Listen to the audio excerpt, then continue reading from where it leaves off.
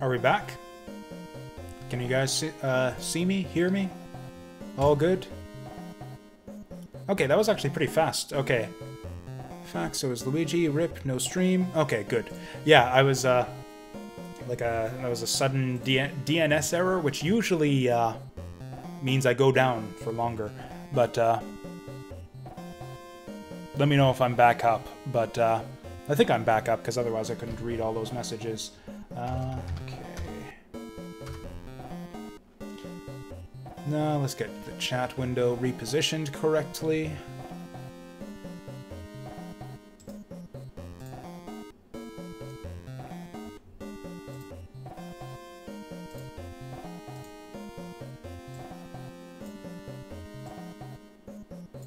Okay, we should, fingers crossed, be good to go now.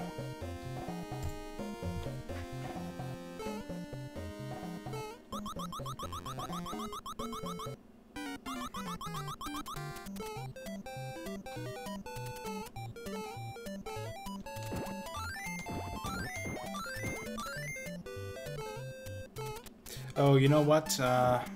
Peach was good for this level. Maybe we want... Oh, you know what? We don't get a choice. We're stuck with Toad now. God damn it. Things seem to be going fine anyways, though.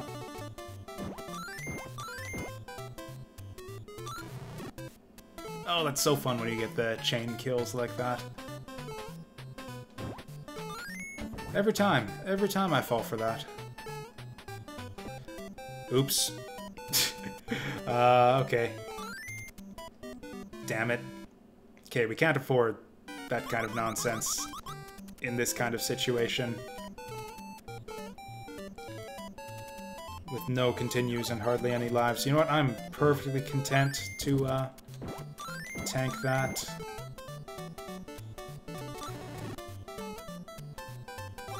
Hey, it was worth it. Nothing lost.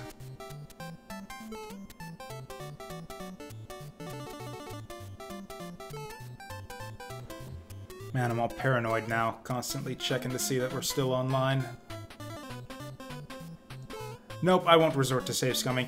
In the event that I do just fail this run and run out of continues, I'll just try again tomorrow. Kind of in the same... That abrupt downward turn caught me off guard there. Yeah, we'll just try again tomorrow. So again, sort of in a similar fashion to like I did with my Mario Brothers 1 series. I'll just keep running at it until I beat it. God damn it.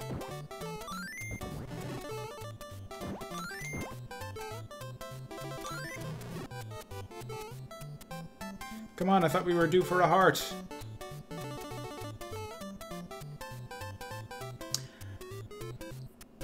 Oh, you know what? I was being stupid with that fireball plant. I know exactly what we do with that guy.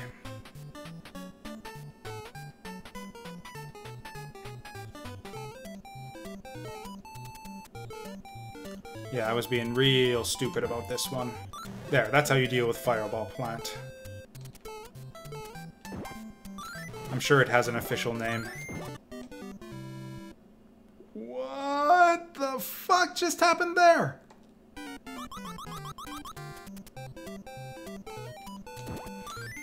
Oh, as far as what happened, yeah, it was just a... It said it was a DNS error on my part, which seems weird because those usually last longer. But whatever, my internet went down, and now it's back.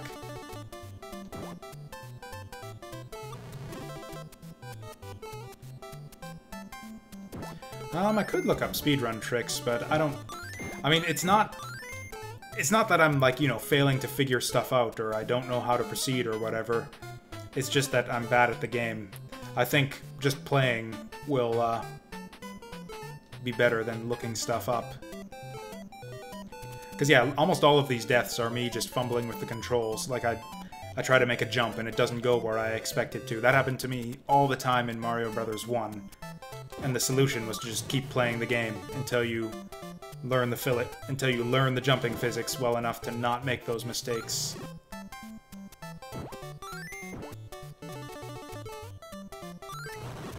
That was close.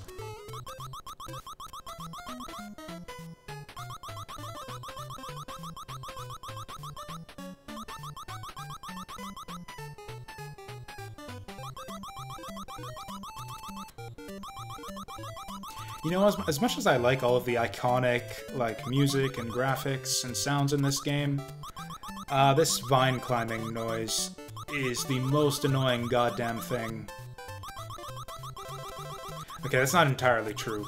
They have even more annoying goddamn things in the GBA version with all the voices. Oh, Peach was great for this bit, too.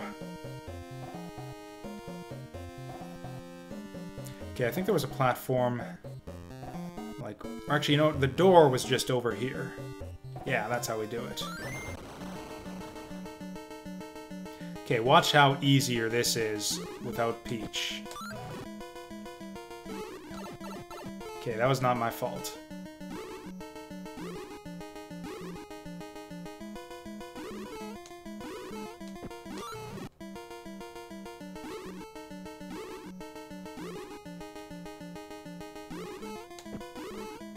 Peach would have died there. Those eggs getting spit out so quickly. Oh, look at that. Look how quickly we can move around and pick things up without using Peach.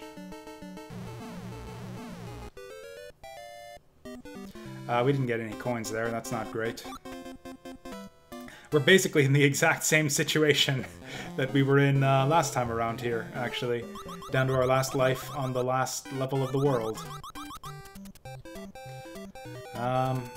Okay, I would love to get up there.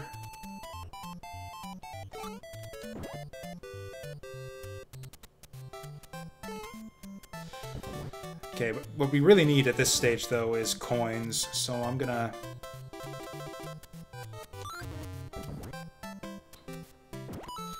Coins and a mushroom. Could I get a mushroom? We did get a mushroom last time. That's not good. Okay. Let's just speed our way through. Hey there, Torgo. Yeah, this is the level that that got us last time. Had to fight our way back here. And we're down to like our, what, second last life, so if I mess this up, we'll have to fight our way back here again. This is pretty much, yeah, where I got stuck, I think, as a kid. Never made it past this level. Okay, let's see what's down here this time. Fuck you.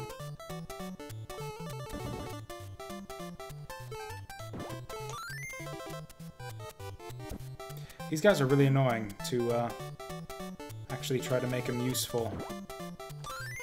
They don't flash correctly either. There we go.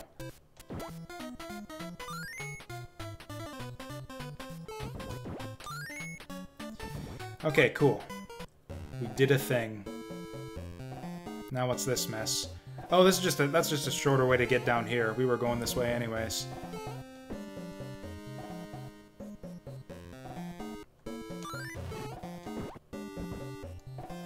I mean, I could do this like we did, oh no. Like we did Shining Force the other day, and just decide that we're not sleeping until I finish this damn game. Wow, that actually worked out.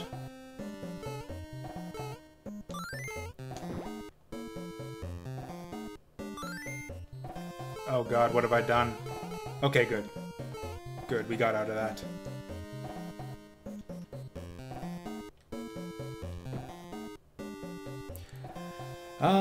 I mean, we had to do it eventually.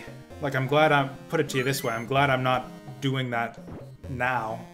Like, I'm glad we're done with Shining Force 3 and I'm playing this instead of that at this particular moment in time.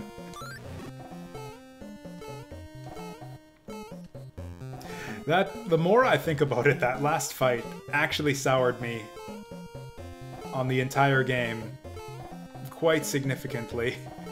Fuck. Oh, I thought he would jump that gap there.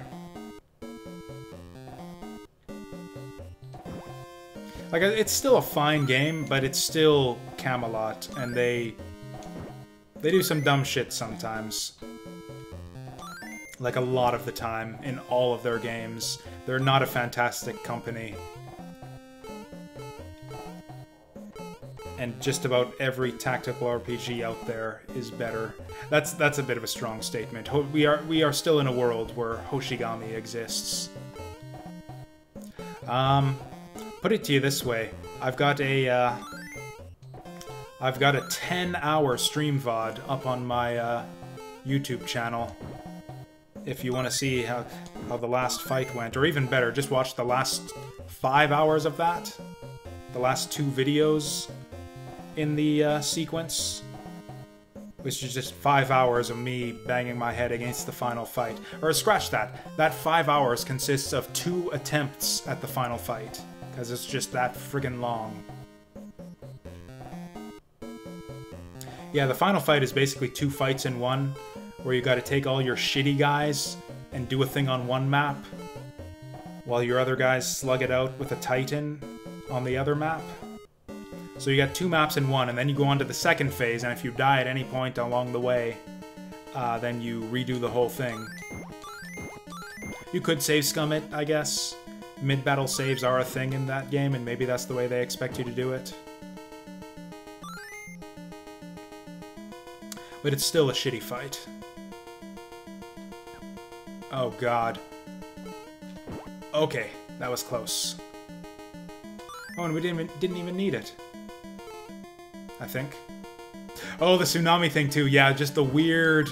Oh, I had blocked that out of my mind. Just like the specifics. There's so many just specific awful mechanics to how that fight works. It really takes some trial and error, and basically if you don't win the first part of the fight in a very specific way, then you just lose the fight instantly and die and have to redo it. Because after you do the thing with the B team, a big wave crashes over the A team map and they all die, unless you put them all in a specific space that isn't really clearly marked on the map. And then you fight the final boss, who is just like 3 dudes who cast Bolt 2 on your entire party. Oh god, what have we got here? This looks like Cobra Commander again. What the fuck is this? Okay, this guy's new. Never seen this guy before. Oh, fuck me.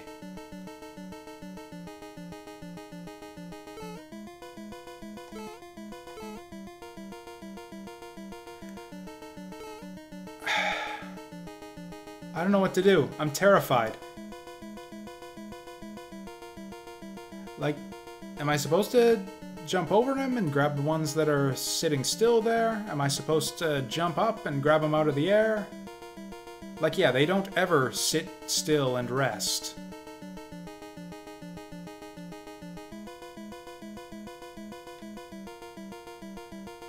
I don't know what to do.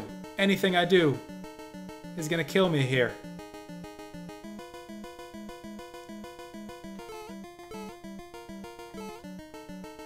And they're moving too fast to rely. Okay, I'm gonna try to grab him out of the air. That was not okay. We were not supposed to grab him out of the air. Last continue. Oh, I suppose I would have wanted to know, but whatever. We'll see if I even make it back that far this time.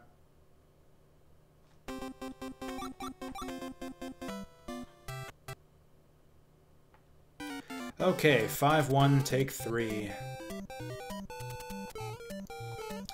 If nothing else, we seem to have got this first level down reasonably well. I think it's all going to come down to how much luck we get out of the slot machine.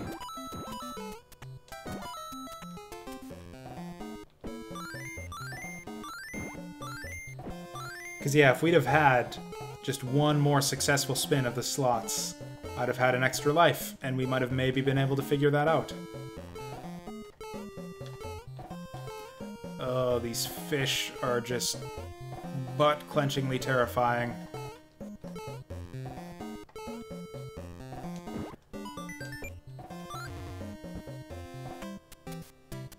Oh, it's for the mushroom. Battle Kid Fortress of Peril. I have not even heard of that one.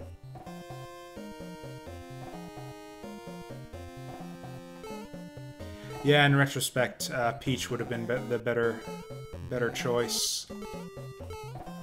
Okay, so that's how you do it.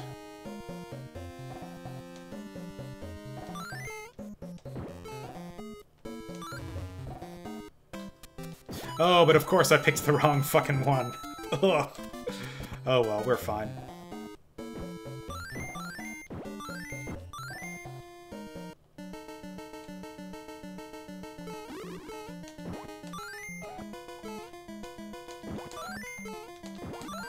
Yeah, these bosses are not tough when they give you the mushroom. I should be just acing those every time.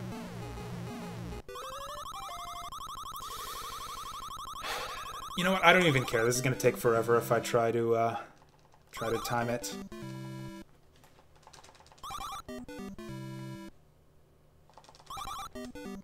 Okay, I'm not good at this. The way I was thinking is like if I just mash fast enough, it'll instantly flip over to the next one. Oh boy.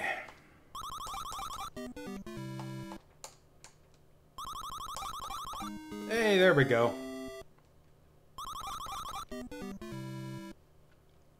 Yeah, I'm not a big fan of this system, where you take your coins in at the end and cash them in for anywhere between 0 and 9 lives.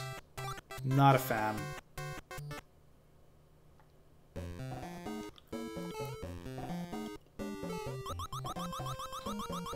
I actually have never been to Vegas, but I've played a slot machine before. I put in... How much did I play? It was like $20.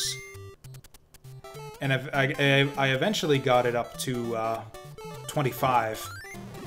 But I couldn't figure out how to get it to pay out, so I just kept on spinning the wheel until I lost all my money. Or spinning the reels, that's the word.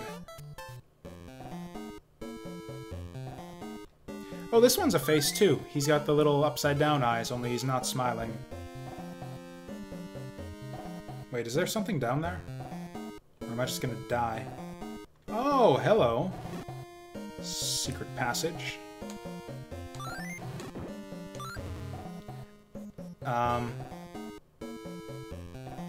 Okay, yeah, this was a very important secret right here. I'm glad we found this. I was probably supposed to take the thing out of the vase.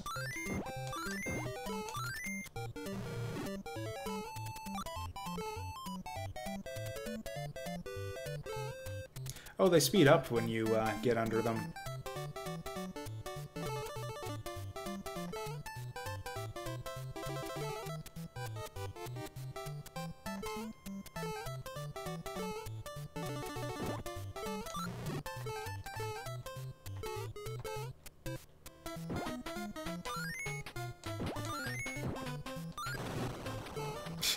He's like, oh, get away from me! His little limp-wristed throws that miss everything.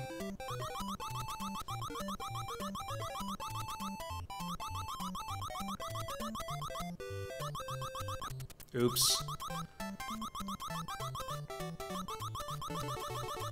Okay, every life counts at this point. I would really like to... Oh, we got that bullshit boss fight coming up, too.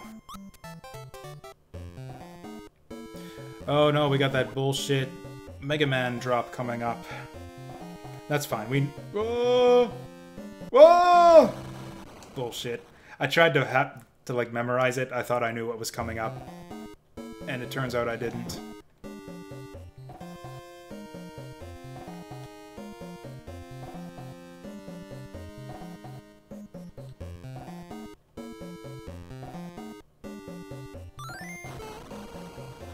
You know what, those spikes with like the spin, they're like drill spikes, they got the spinny bits on them. There's spikes like that in Mario Brothers 3, aren't there?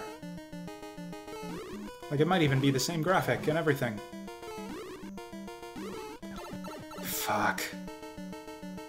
Okay, we need to do this the way we did it last time and sit way the hell back so we can spy out those fireballs.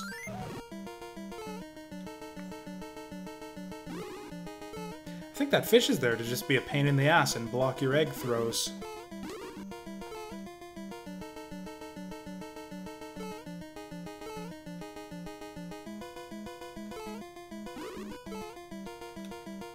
Okay, that was a bit dicey.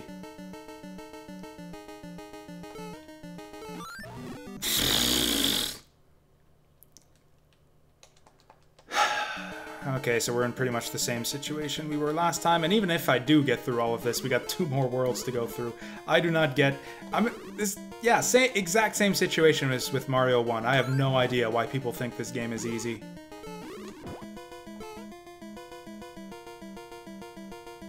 Oh, there's a YouTube guy? Fucking hell, I don't know if Restream's working right now, though. I don't know if I can see YouTube guy. I'll do my best.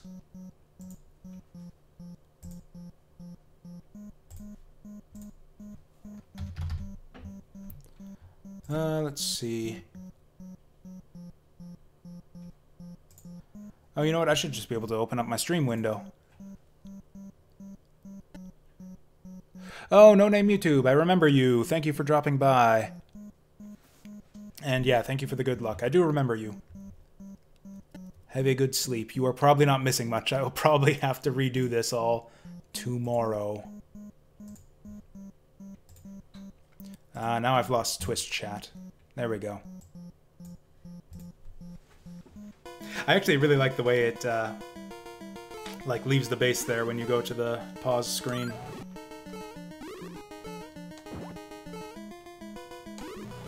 Damn it.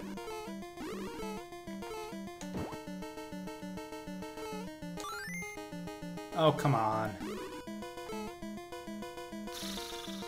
This is miserable. Okay, so yeah, it looks like it doesn't refill its health if you leave it off screen. No coins in that one, huh? I think that's the biggest problem. I don't think I have seen that video. And I can't even remember that Super Mario 3 actually did have diagonal scrolling. I mean, I guess it must have, but like just in my memory, I don't remember any part of it having diagonal scrolling.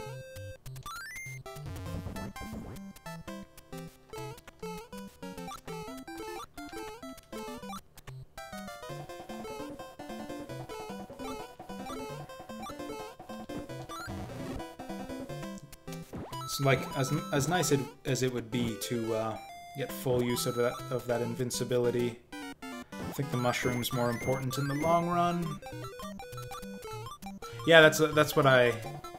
Oh yeah, I guess, yeah, you definitely can, now that I think of it, yeah.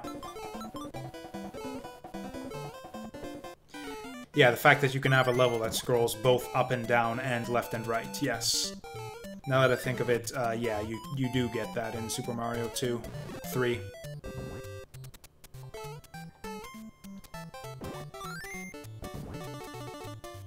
I mean, yeah, Mega Man's that way too. You don't get diagonal scrolling in Mega Man either. Actually, I'm trying. It's same with Metroid. I'm actually trying to think of which NES games do have levels where you can scroll both left, right, and up, down. I think Blaster Master does.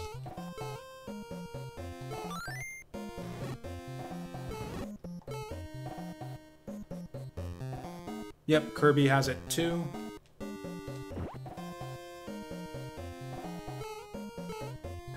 Oh, for Pete's sake.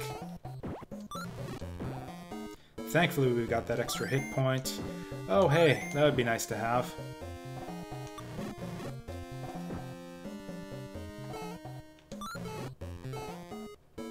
Oh no, I've ruined everything though.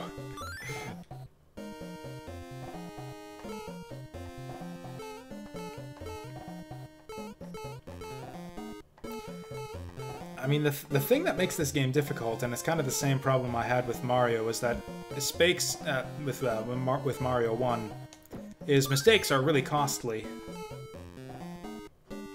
Like Mario 1, you had a really limited supply of lives, unless you know where all the secret stuff is, which I obviously didn't. And in this game, health recovery is super rare for some reason. So it's like you take a hit, and you're just down a hit for the rest of the level, and what the hell do you do about it? This is kind of bullshit. Like, no, I don't want you to scroll down when I go on the platform here. Just leave it up top.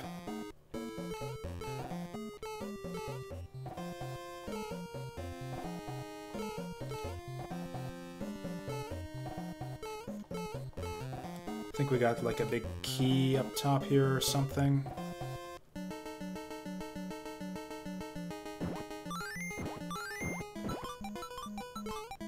Oh, you know what? I messed up this carpet section really badly last time. Oh, and then at the end of all this, we still gotta figure out the fucking crab. Because I have no idea how to beat that guy. Because, yeah, the problem with the crab is, I don't know if I... Because we tried two things already. We tried grabbing the rocks out of the air, and we tried jumping on them. And neither one worked, but I don't know if it's just because I did it wrong, or it's because there's some other thing you've got to do.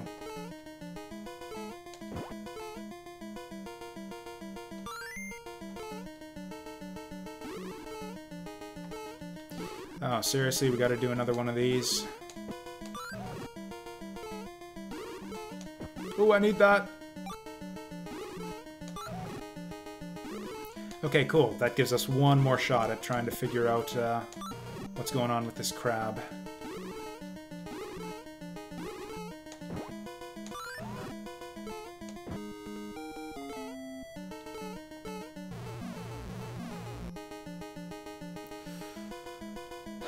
So there's no mushrooms.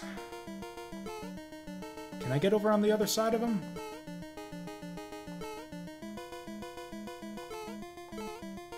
Oh, I can too, but I can't pull him up. So that sucks.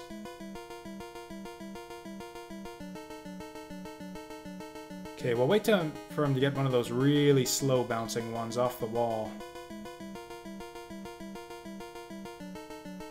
Not like that, not like that. Not like that.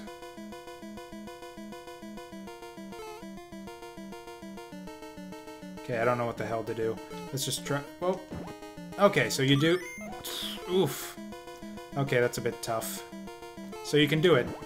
It's just tricky. Okay, so it is exactly what I thought it would be. It's just, not that hard to make the jumps. Fuck.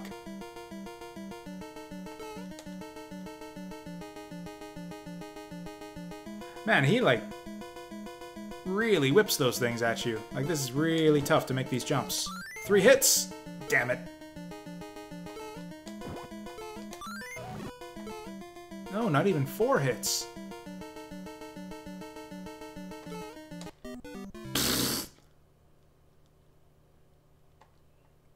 Well, we got a little bit of room for error here.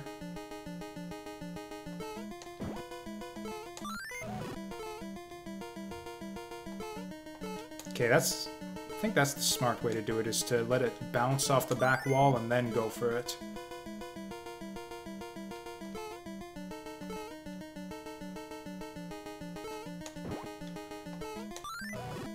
Oh yeah, this is way easier this way.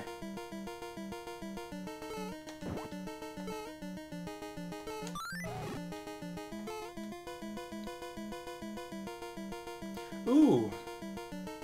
Swish! Oh, he's in the zone right there. He's just making free throws all day now. Oh, damn it. I was dazzled by his fantastic free throwing skills. And then he got me.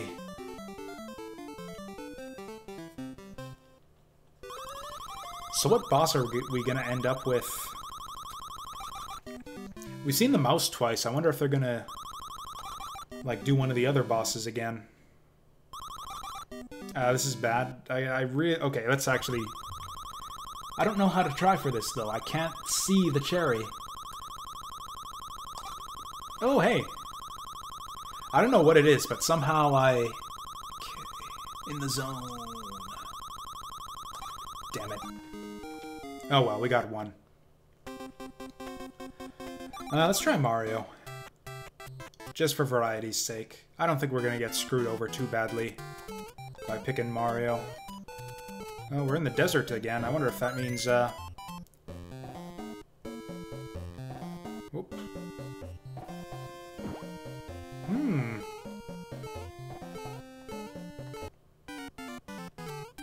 Oh, we can carry this outside, which is a bit weird, since I don't think you can generally carry these things Oh god. Oh, for fuck's sake.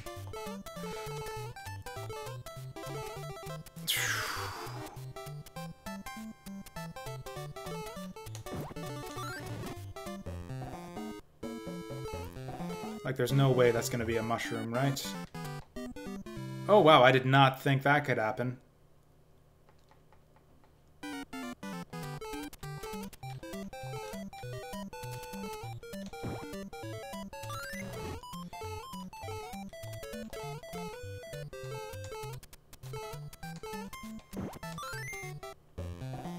You know what it is?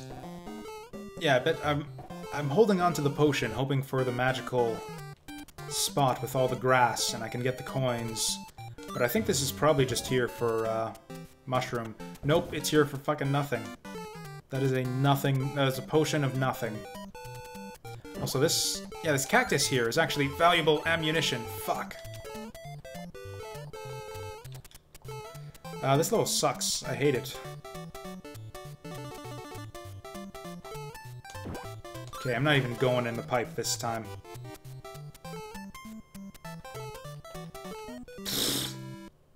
Thought I would do a running jump there. I think that's it. Oh no, we got one more. I don't know, can I clear all of World 6 in one life? What kind of odds do you guys give me on this? Oh, for fuck's sake. This game's ridiculously hard, guys. Everyone on the internet who's said otherwise is just full of shit.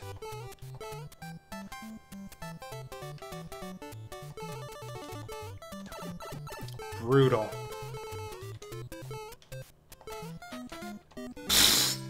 That was a very dodgy snake right there. He dodged right out of the way. Retry, that's deceptive. What retry means is retry from the beginning, because we just failed. I kind of thought the internet would be right on this. I thought that it was just me being terrible at video games that made me not able to beat this game every other time I've tried it. But no, this game is actually really hard. Like, not super hard. It's not like, what's a good example? Like, it's not Contra hard. It's not, oh yeah, I guess I wanted to keep OBS open because we're doing OBS games. Or are we? What else was on the docket? I can't remember. I tweeted it out. It's like, oh, we're going to play these games. And I can't remember what they actually were. We're not doing Parodius because I haven't tested that out yet.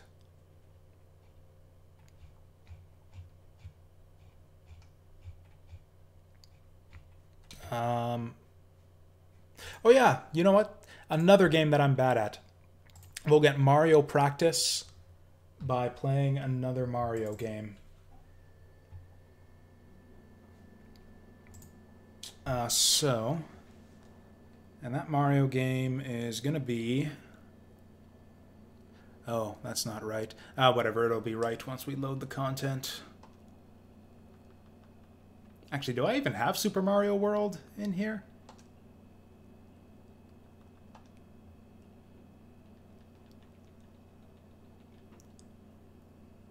I sure hope that this fixes itself once I load up the game.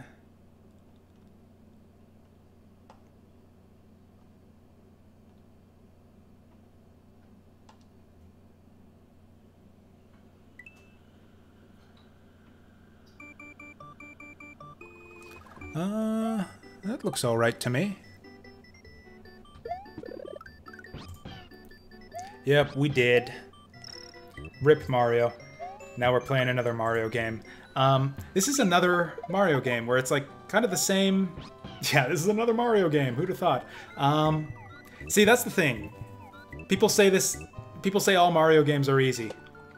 It's like, oh, Super Mario Brothers 2, that's like a baby game. Easiest thing in the world. I beat it. I got it for my birthday, and I beat it in 2 hours. First time I ever saw it. Oh, Super Mario World? Where's the challenge? Mario World is the worst Mario game. Because there's no challenge. I'm bad at this game too. Like, don't get me wrong, I beat it because you have unlimited continues and it has like a map system and everything, and you can retry levels as much as you want. So I beat this game as a kid, and I've beat it several times since then. Yep. Fair enough, Smash Brother. I will make another attempt at Mario 2 tomorrow. But yeah, I'm back. I guess the reason this game lacks challenge is because of all of that stuff I said. Even though I'm bad at this game, the game's, even if you're bad at the game still lets you beat it, unlike Mario Brothers 1 or 2. Or 3 for that matter. Actually, no, Mario Brothers 3 had infinite continues. It was just really long. Well, you just don't use the cape. I mean, that's a very, very simple fix right there. The thing with this game is I could never get a handle on the jumping physics, which is a really important aspect of any Mario game. He just seems like really light and not... Just the momentum seems weird compared to other Mario games. So I never quite got the hang of it. I keep expecting the controls and the jumping to be more like Mario 3, and it's very different.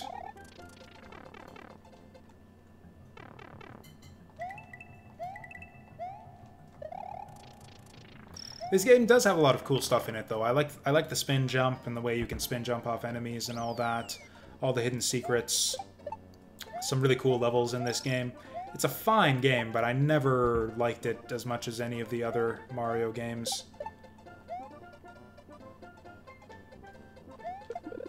Yeah, even Mario 2 I always liked better than this one. The secret exits are a really cool concept. I do like that quite a bit. Special World's really cool too. There's a lot of good stuff in this game. I could just never... That's kind of all Mario games for me, actually. They're all really cool stuff in them. Can appreciate them on a kind of artistic level. I could just never get a handle on the controls the way I did with with Sonic and Mega Man and all the games that I play tons of and am decent at. Is it just me or is the game audio a bit quiet?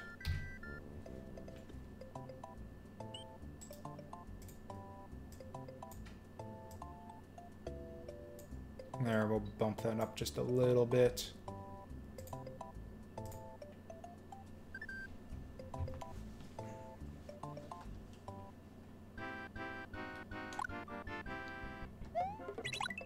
The cool thing about this game, too, is just the free-form nature of it.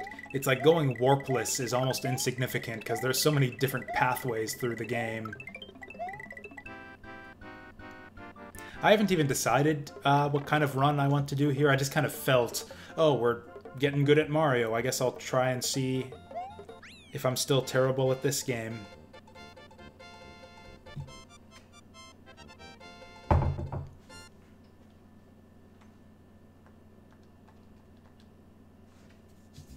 I probably won't do like a 100% all exits run here just because that's a bit tedious for my liking.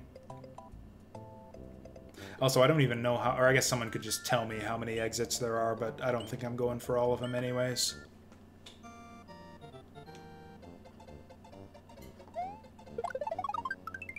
I might do all levels, though.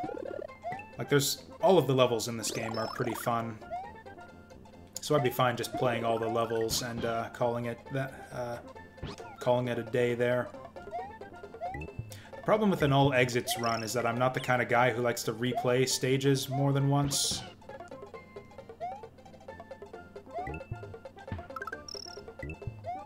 Or for that matter, like multiple times looking for hidden exits. Man, it takes Mario longer to start running, too, than I'm kind of used to.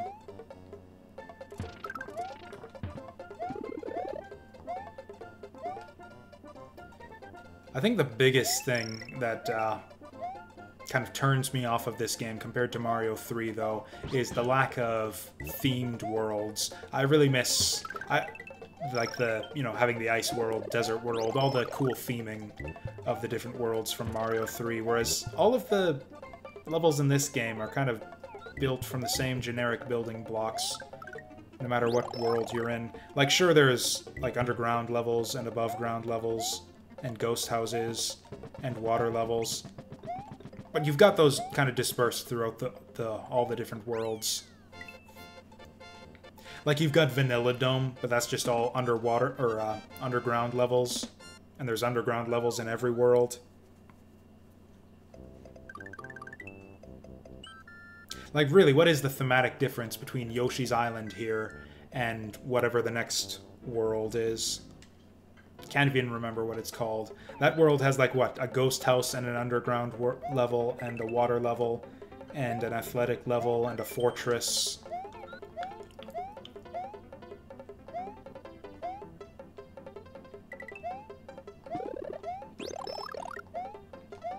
I don't even remember what comes after Vanilla Dome either, now that I think of it. I don't know speedrun strats for this game. Like I said, this is another one that I didn't really play much of back in the day. In fact, I didn't even own this on when I got my Super Nintendo. My Super Nintendo came with, I think, Tetris and Dr. Mario. And yeah, I never did end up picking up this game. Because, like I said, I've never really been a fan of it, so or a huge fan of it, so I was never like, oh, we gotta get Mario World. It's like, I've played enough Mario World. At, like, a friend's house. At my Super Nintendo friend's house.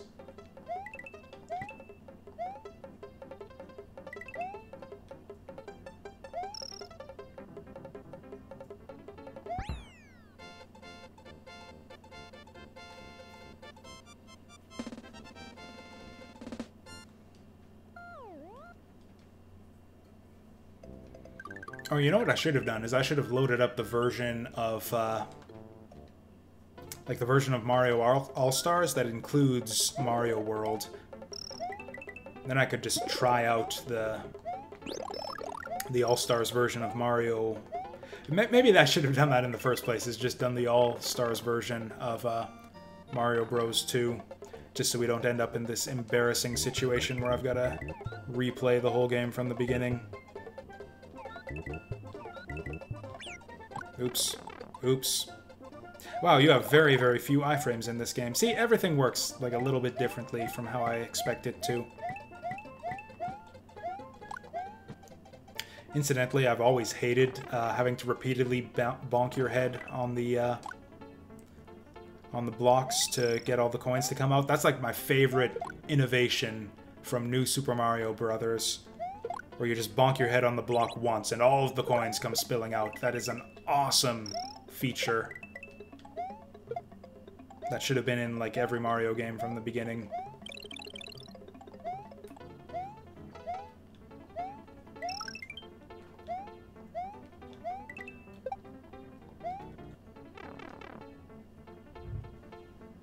Oh, you know what? We're not playing Mario 2 anymore. I don't know what to, whatever.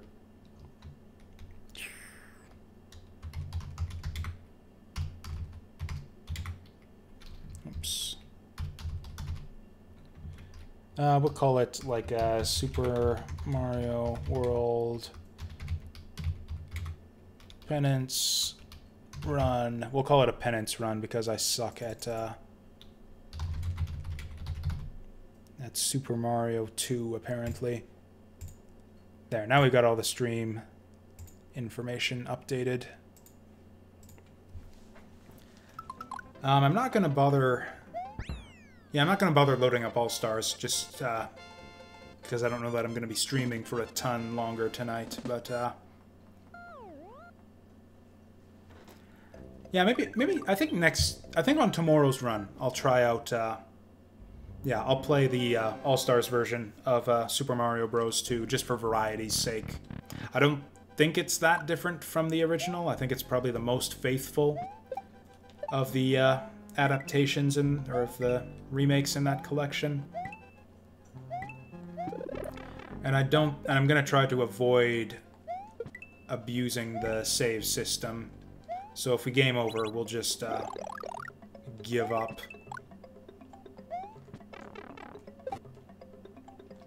Yeah, I'm not great at this game.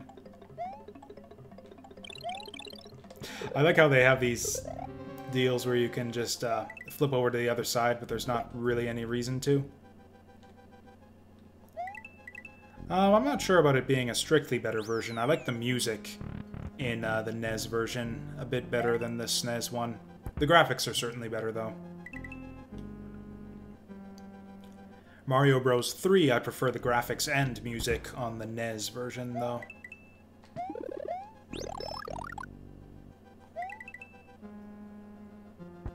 That was close.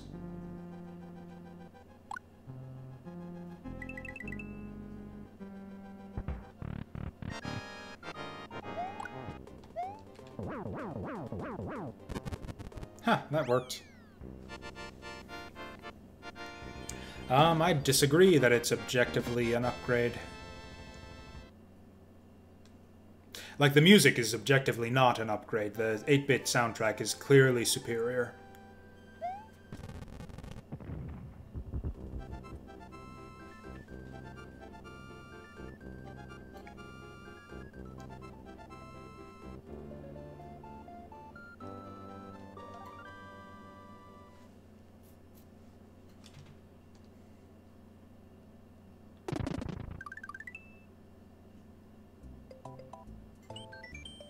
Oh, we get to see the cute little castle destruction animations in this game, too. I think that's my favorite, just, like, little extra touch from this game is those, Okay, I said we weren't going to abuse the cape, but, just for this one map where they give it to you for the first time, we're going to abuse the cape.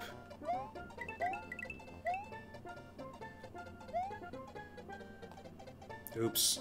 Okay, I'm not good enough to even properly abuse the cape, I guess. And there we go.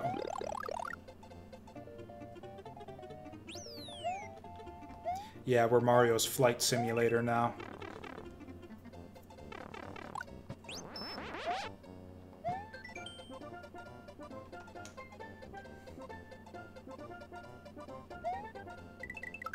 You know, I'm not really a fan of the flying in this game, but I really like the way you can like ground pound like that.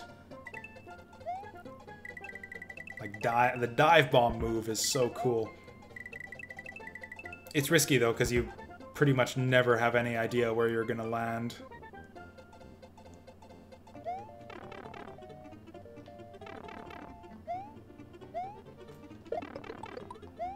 I think there was a hidden exit in this level, but I forget how to get to it. You probably missed it already. I think this is the regular exit right here. Actually, maybe it was like a vine in one of these.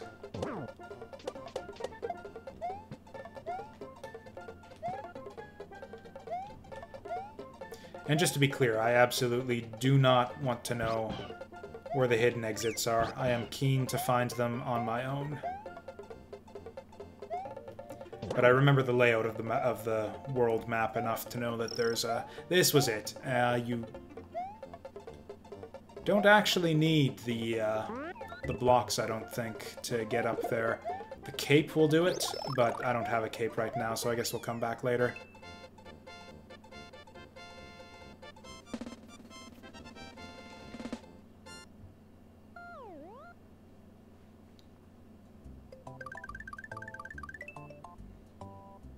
Actually, I think the ghost house has exit to the same level, so we could always go for that one later. Honestly, the ghost house exits are so obscure. Like, a lot of the time, I'll get the secret exit before I get the regular one. Just because they're both hidden in the first place. Oh, shit. I did not think that the game... Oh, okay, goodbye, Yoshi. I did not think that the game drew that far off screen.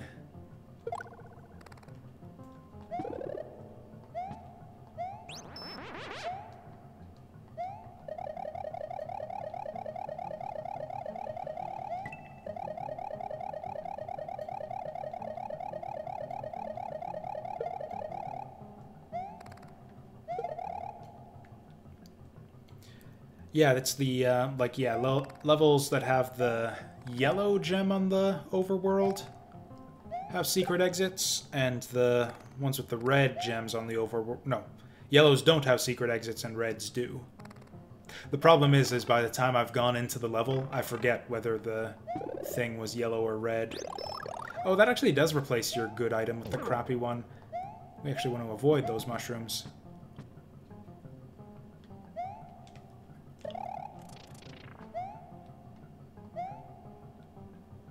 Actually, I think we got a switch palace if we find the exit here, which I believe this is it. Yep, easy.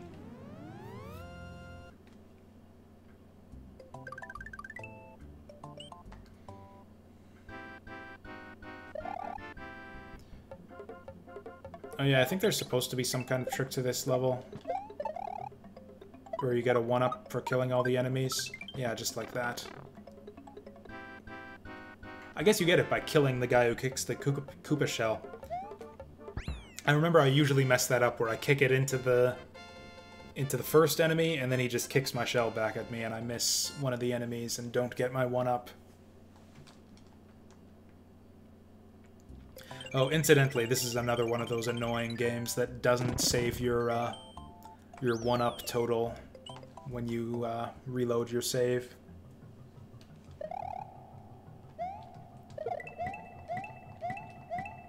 I gotta be better about remembering to change the now playing game on Twitch. Because yeah, Twitch actually has a useful feature now where you can, if you're watching a VOD, it'll like divide up the stream by chapters based on what game you're playing. So it's actually helpful for VOD watchers if you stay on top of keeping your game up to date.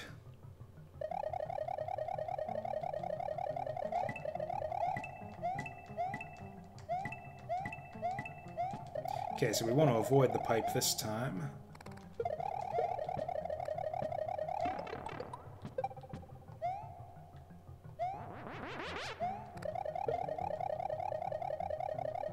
Man, speaking of annoying repetitive noises, I mean, I guess this one's player-controlled. You do not have to spin everywhere if you don't want to, but hey, if there's one thing I love in my platformers, it is annoying, repetitive noises that never go away.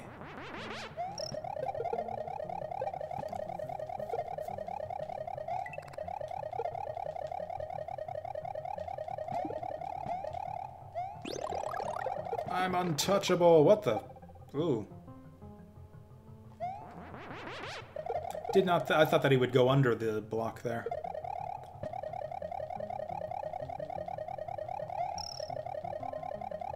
Oh, is this gonna kill me? Yeah, that was gonna kill me. Holy damn. Is this an auto-scroller? This is the slowest damn auto-scroller I have ever seen in my life.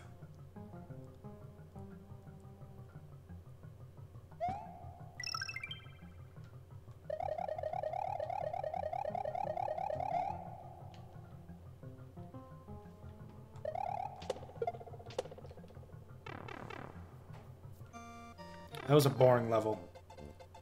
I did not like that level at all.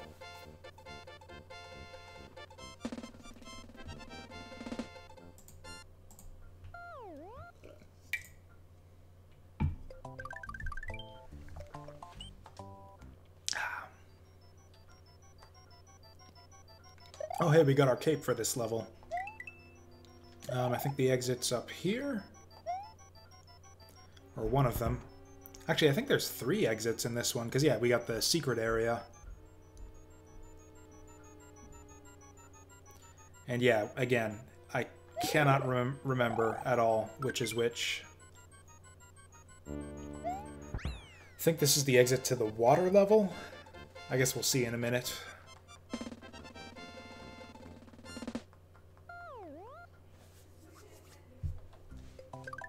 Oh, hey, we got the secret. Top secret area.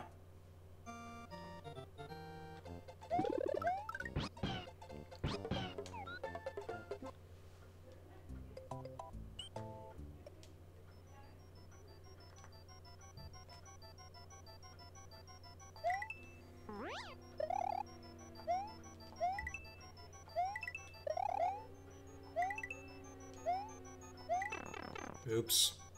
Oh, seriously? I don't have a box item? God, I can't... I went to the top secret area and everything, and I didn't get a box item. Scandalous.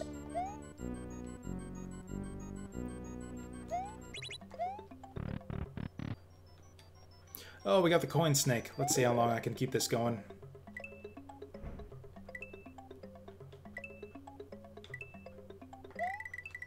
Not very long, apparently.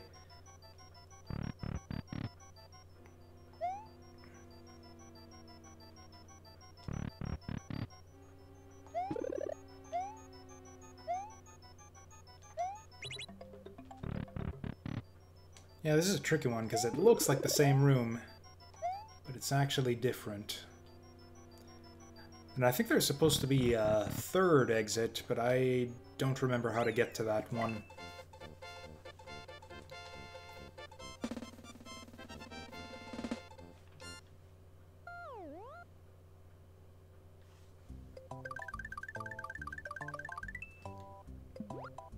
Oh yeah, look at that. You can actually see that level over in the water now. Whatever. We'll get that later. It's easier to get to it from the other stage anyways. Now that we've done the Switch Palace, that's just basically free. The extra exit from that one.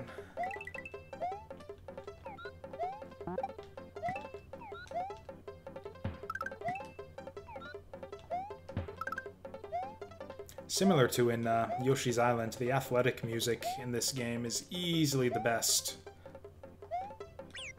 Oops. Whatever. Traded my Yoshi in for a shell. Which I guess we would have had anyways, because Yoshi can hold shells in his mouth.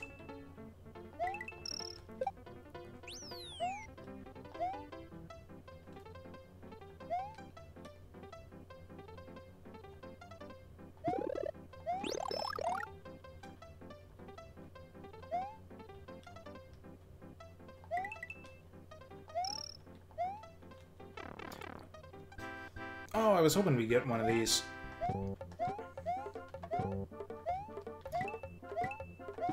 Oh, hey, we actually got one. Cool. I'm just as good at these as I am at the Mario Bros. 2 slot machine.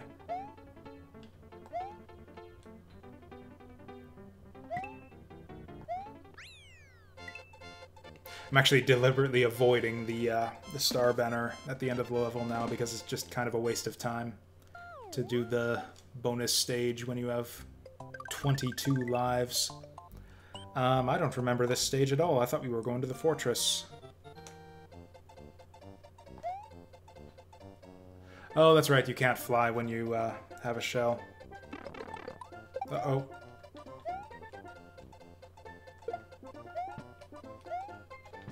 Oh, God!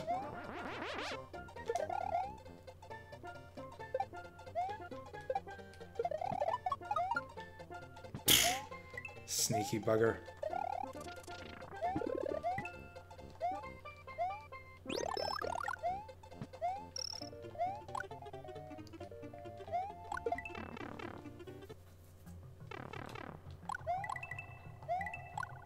I don't know why, but for some reason I keep expecting fireballs in this game to work like they do in new Super Mario Bros. Where you can like angle them upward a little bit by holding up. Which is another great feature that game added.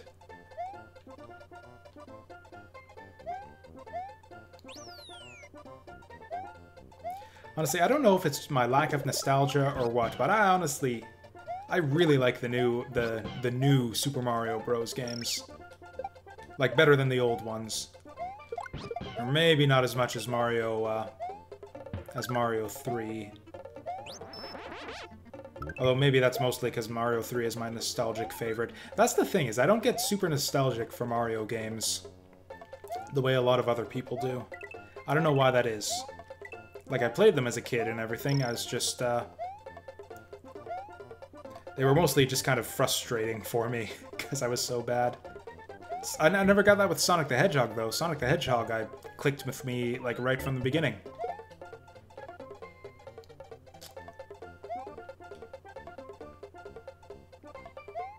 Yeah, even though I played Mario back in the day, like, that was my first game. Like, I didn't become, like, a hardcore, like, obsessed, like a video game lifer. Like, a person who's, like, obsessed for life with video games until Sonic the Hedgehog and the Genesis.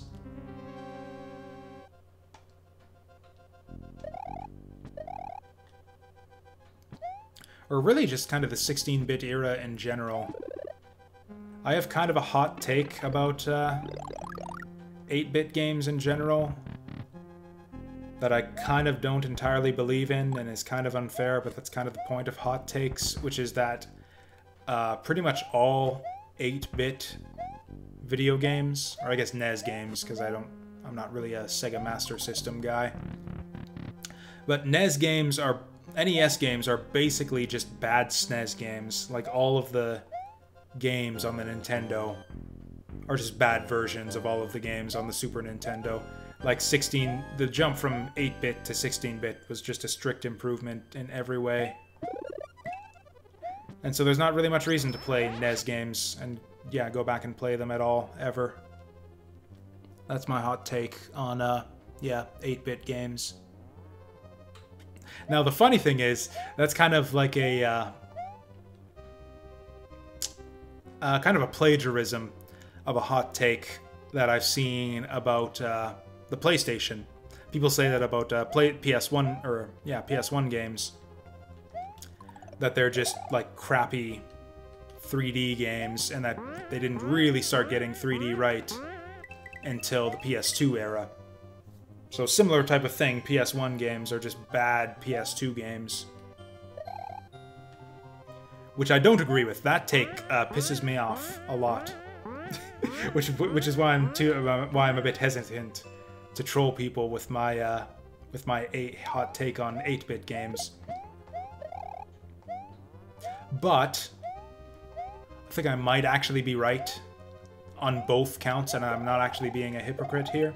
I think that PS1 games are actually qualitatively different from PS2 games. PS2, everything got kind of homogenized and sort of ironed out. Kind of like the shitty hot take says. They kind of figured out what they were doing. Oof. Kind of figured out what they were doing with 3D games at that point. And all of the games kind of started to fall into the same kinds of genres. Things got kind of standardized. Whereas you didn't really have that in the PS1 era. You have like a few genres where it's like, you know, kind of 3 mascot platformers, stuff like Gex, Spyro, Mario 64 are kind of standardized in that way. But other than that, you got a lot of really interesting and inventive stuff going on in the PS1 era. Like, whereas the jump to 8 to 16-bit, it was just like, yeah, we were doing 2D platformers and RPGs and stuff, and we're doing that again, only with more colors and better music and all of that stuff.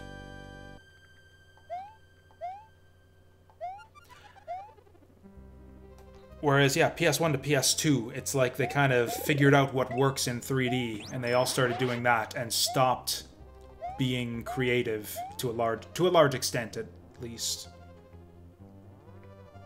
It's like, yeah, there's so much just crazy, wacky nonsense on the PS1, and don't get me wrong, not all of it works. Not all those games are great, necessarily, but they're all interesting and worth playing.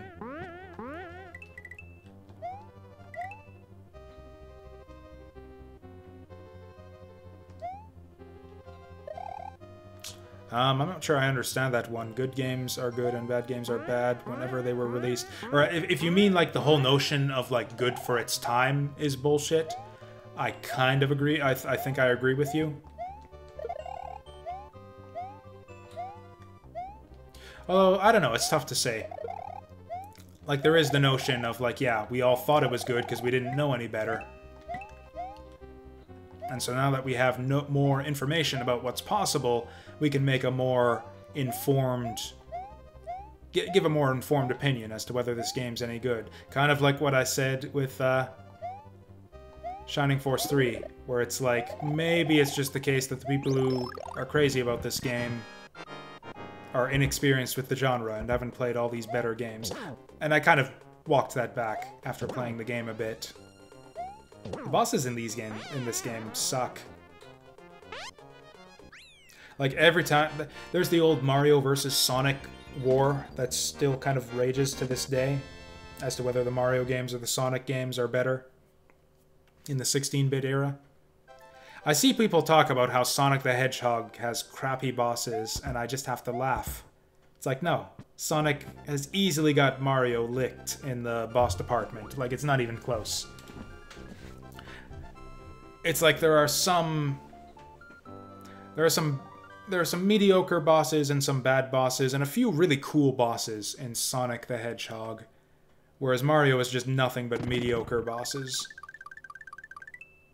I'm fine having a few bad bosses and a few cool bosses. That's way better than having nothing but mediocre bosses.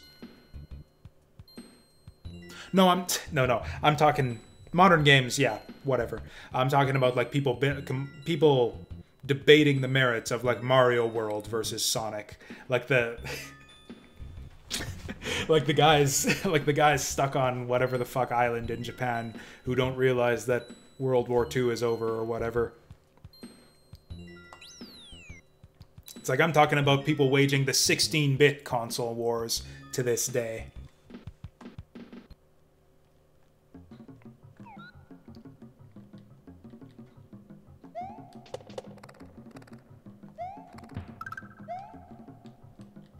I mean, it's more interesting because it's kind of a closer fight, really. Yeah, I think Sonic was better.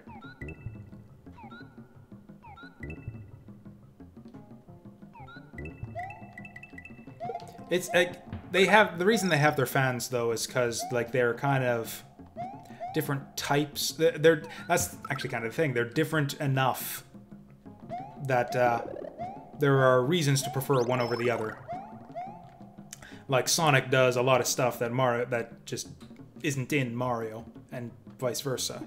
There's a lot of stuff in Mario that you just don't get from Sonic.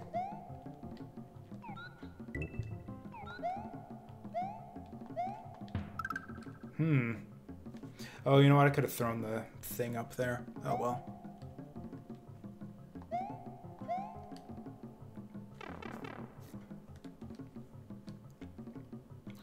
Weirdly enough, I think for having the reputation of being like of the, you know, the attitude, and for like the more hardcore gamer or whatever, like Sonic with his edgy attitude and stuff, I think the Sonic games are actually more kid-friendly. Like as far as like the whole rings system, like that's the main reason I was able to beat Sonic games as a kid and not Mario games.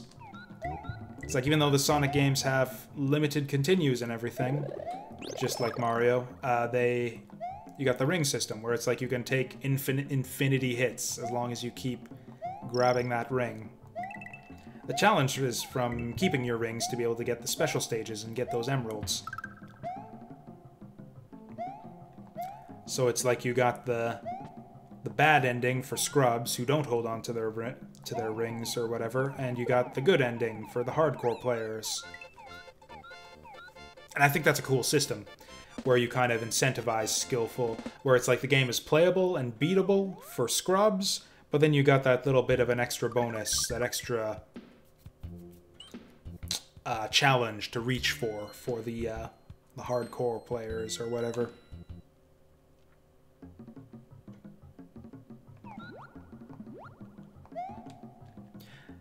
Yeah, honestly, I guess part of it was just I didn't have a lot of friends back in those days, so I didn't actually participate in like console wars or whatever. And the few friends that I did have owned both systems and liked both Mario and Sonic, so I never got into those kinds of debates back in the day. In fact, I only even discovered that like fierce debates over whether Mario or Sonic is better. Like I didn't even see any of that stuff until I got on the internet years later.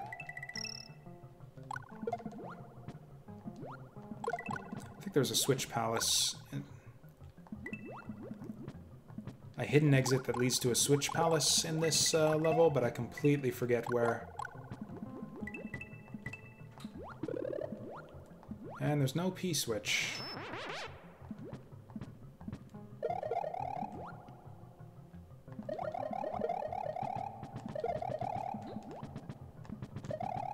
It's probably back here somewhere.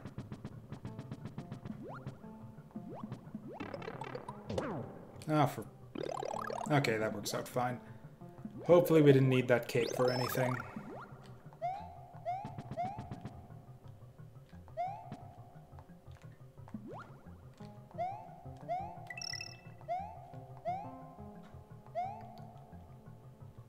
So are points good for anything in this game? Do you even get extra lives for crossing certain point thresholds? Because I have a... Oh, this is the exit, the secret exit over here, isn't it? There we go. Whoop. Okay, it turns out swimming with a key is a little bit tricky. There we go. Okay, yeah, it is a switch palace. It's kind of funny. This game is actually really short, I think, compared to... Certainly compared to Mario 3 and even Mario 2. Why do I want to use this P-switch? Like, yeah, what the hell do I want to use this P-switch for? Oh, to get the things out of the way so I can flip the shell at these guys and get the one-up that I missed. Ah, that sucks. I didn't get the fancy one-up. I mean, there are a billion easier one-ups strewn throughout the game, so it doesn't really make much practical difference. But I like the style points.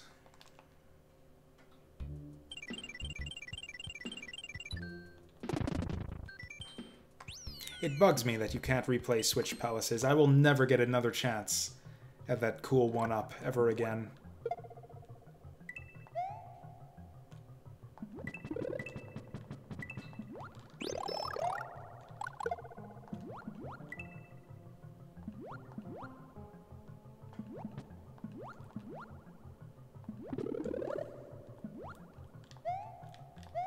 Oh, you can jump up vines in this game. I didn't think you could for some reason. I'm almost positive that you can't in Mario Bros. 2, because I tried it a couple times.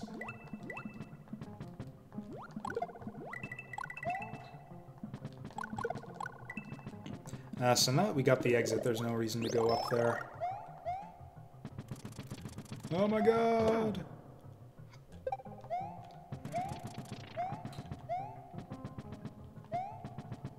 Give me the star. Oh, I want the star! That's not the star. Lame.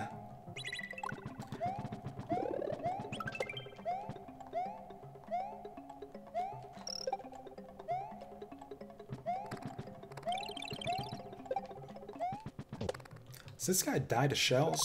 Oh, he does too. Yeah, those football guys are actually kind of an annoying enemy. Like, I get why they don't die to just one bounce. They would be a really lame enemy if they did, but, yeah, they're kind of annoying.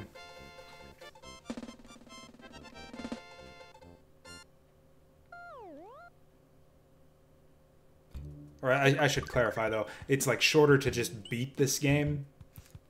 Like, we're maybe, like, a third of the way through already. But there's all the bonus stuff, like all the side paths and the extra world and the star world. Or what is it? You go to the star world and then you go to whatever the other one was called. I think it's just the special world. Yeah, and all the different hidden exits and hidden levels and stuff. Like, yeah, this is a game that's all about finding the secret stuff. If you go just to reach the ending... I mean, we could do that right now, actually. There's a very, very short path to the end of the game that's actually not even that hard to find if you just go by the Star Road. I think one of these is a vine that we need to hit. There we go. So,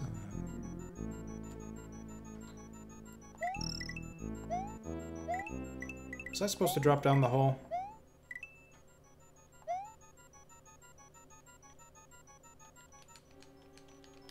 There better be something damn good in here. Oh, for Pete's sake. Can I... Okay, whatever. I don't think you can spin on ghosts anyways, which was the question I was about to ask there.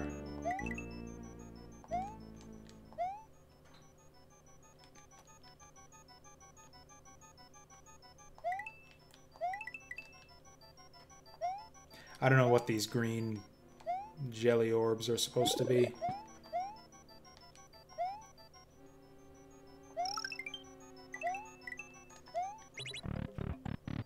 Actually, does this ghost house even have a secret exit? I think this is maybe the only one in the game that doesn't. That's actually one of the minor annoyances about this game, is that there's... Oh,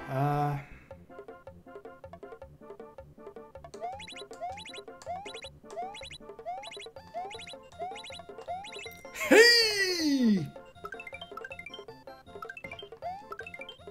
That's awesome. I almost never do that. How many lives is that? 1, 2, 3, 4, 5, 6. Should be like 8. It's actually pretty easy to consistently get all the same... Yeah, to get like them all matched up. The timing is really easy. But you don't it's all dependent on the first one. As long as you get the timing consistent, you can get them all the same, but it's hard to target that one that in the center that you start with.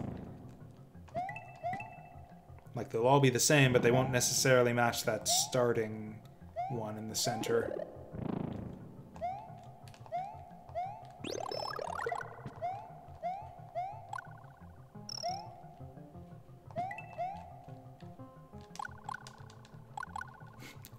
I don't know why, but it really amuses me watching the fireballs bounce along the lava.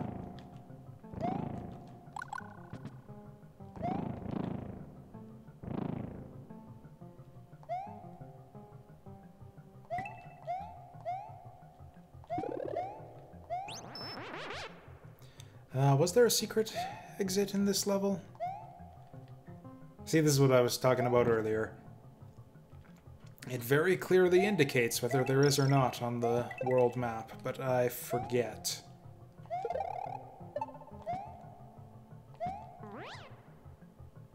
Oh shit, that was a bit unexpected.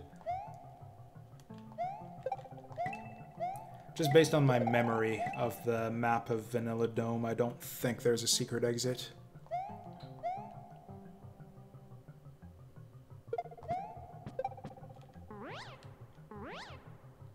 This is gonna kill me, isn't it? Fuck. I think I do that every time I play this dumb level. Okay, no secret exit.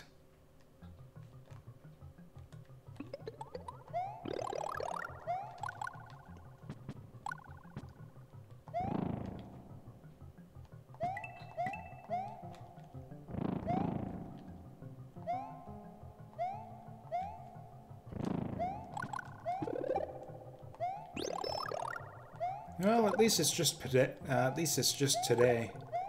Some of us can't play rhythm games any day. I actually enjoy rhythm games. I've just never been good at the whole timing aspect. I drift off the beat. Like, no matter which game it is, I can't keep time to save my life.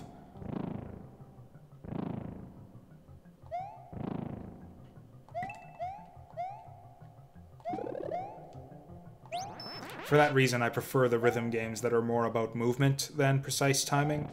So, like, DDR and Pump It Up have always been my favorites.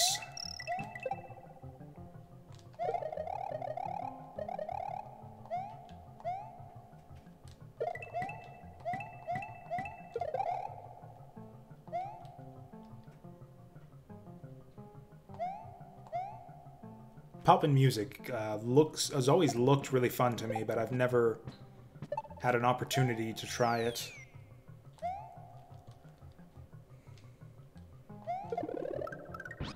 Oh hey, haven't seen him in a while.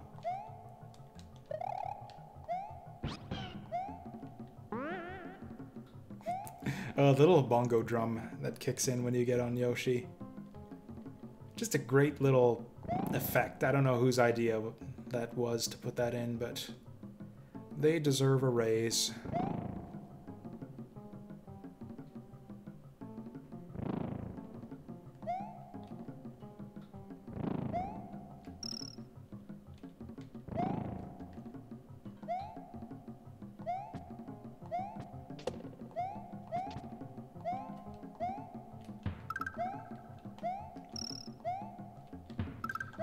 You know, there are long stretches of, this is kind of a boring level, too. I don't like this one, either.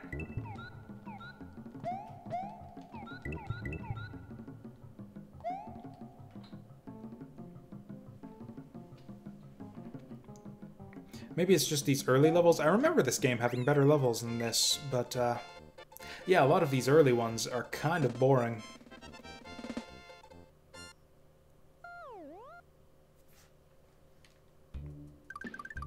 There was that other underground auto-scroller earlier on, this one where you slowly ride the platform.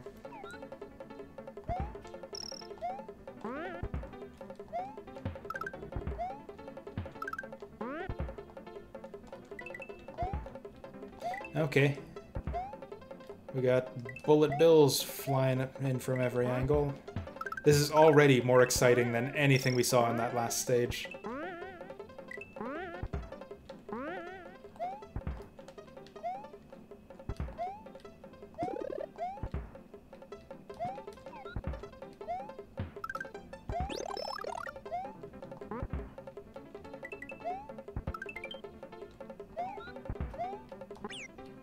Oh, I was just about to say, it's like they specifically positioned them so that they aren't ever in any danger of hitting you. Oh wow, now they're literally coming from every angle. I think you actually get diagonal ones later in the game too.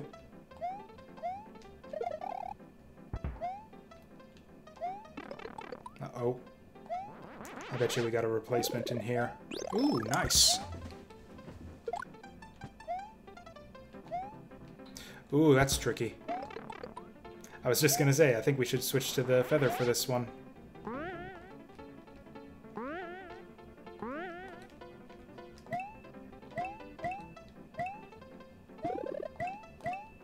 Oh, how the heck am I supposed to get that in time?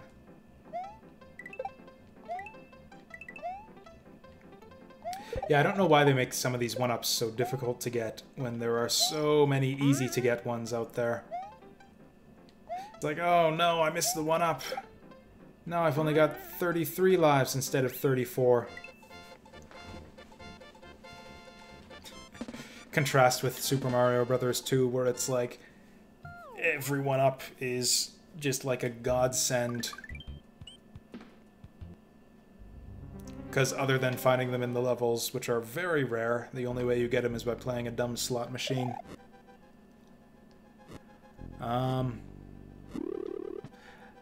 I was sorely tempted to spin jump there. It's like, I spin jump here, right? They want me to spin jump, but no, that will get you killed. Also, I knew this guy was in this game. Couldn't quite remember. I pointed him out in Yoshi's Island. It's like, oh, this is just in Super Mario, just like Super Mario World, right? But I couldn't quite remember if he actually appeared like this. But he does. In exactly the same way, too, firing out the magic bolts that turn blocks into enemies.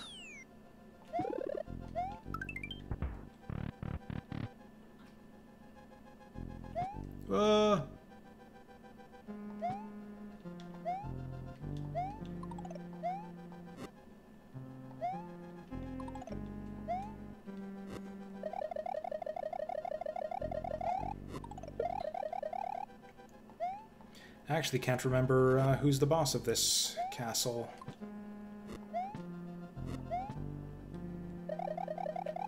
Let's see, we fought the guy on the flippy platform, we fought the guy who runs up the walls. I actually don't even remember who the other bosses are in this game. Oh right, it's the one that, yeah, the whack-a-mole out of the pipes. That's right.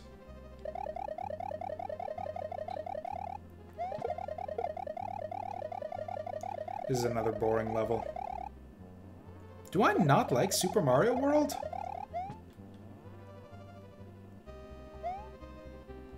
It's been a long time since I played this game. Like, I don't play it that often because I'm not crazy about it. I always thought I liked it. I have fond memories of playing Super Mario World as a kid and even afterwards.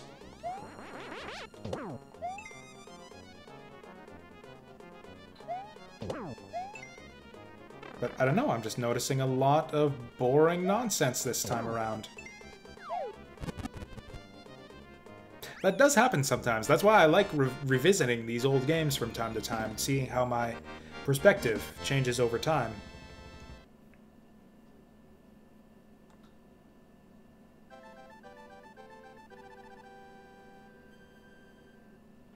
It's like, can you really say you like a game if you haven't played it recently? Maybe you'll feel differently about it.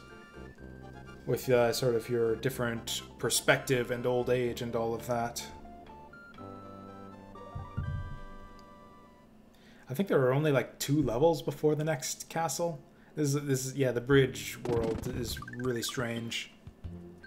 Bunch of crazy secret exits, if I remember right, though. Yeah, there are like 2 levels before the next castle.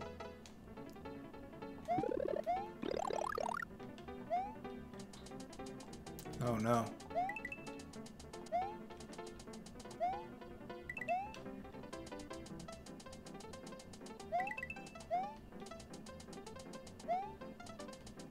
Ooh, I want that coin. Hey, oh. Hey, oh. I want that block. These are not easy to get. Okay, now this level gets boring. Oh, okay. Now it gets interesting. Because yeah, once the platforms get spaced too far apart, you can't actually jump between them anymore. Oh! Oh wow, and you just miss the checkpoint if you don't ride that top one.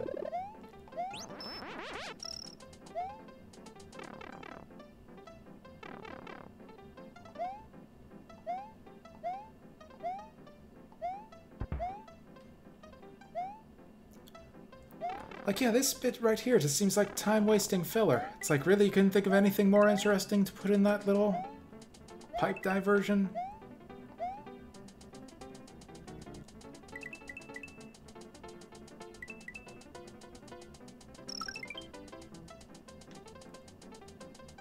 And people say this is better than Sonic the Hedgehog? I'm just trolling a little bit. I'm sure I remember there being good and interesting levels in this game. Like, I definitely remember that all of the special world levels were really cool. Like, yeah, Tubular, Radical, all that stuff. Those were cool levels, I remember. Bowser's Castle was really cool. Star World has some amazing levels.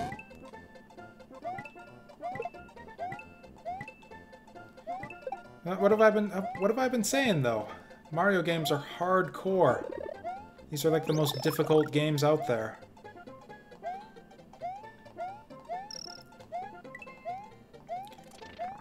Were you not watching the Sonic 2 port? Or Sonic 2? No, that's the reason why I failed. Yeah, failed to beat Mario 2. I thought I was playing Sonic the whole time. Whoops. Okay, we'll do better next time then.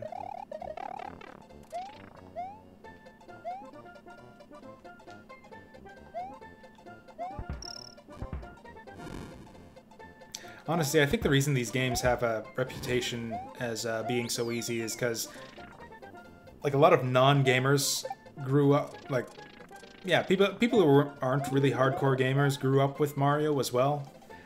It's like, there were kids out there like me who, like, played everything that came out back in the day, like, rented games, you know, 2 or 3 times a month. And then there are people out there who, like, owned nothing but Mario. They, like, had a Nintendo with Mario and that was it. And they got good at those games for that reason.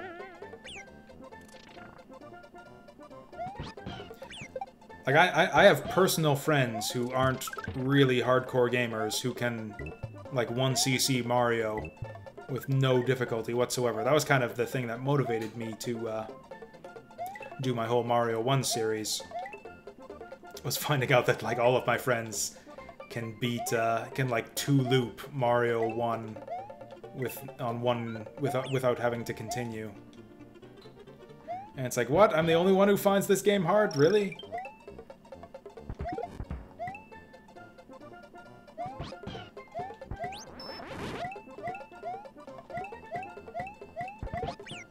Oh no! Oh no! Well, that sucked.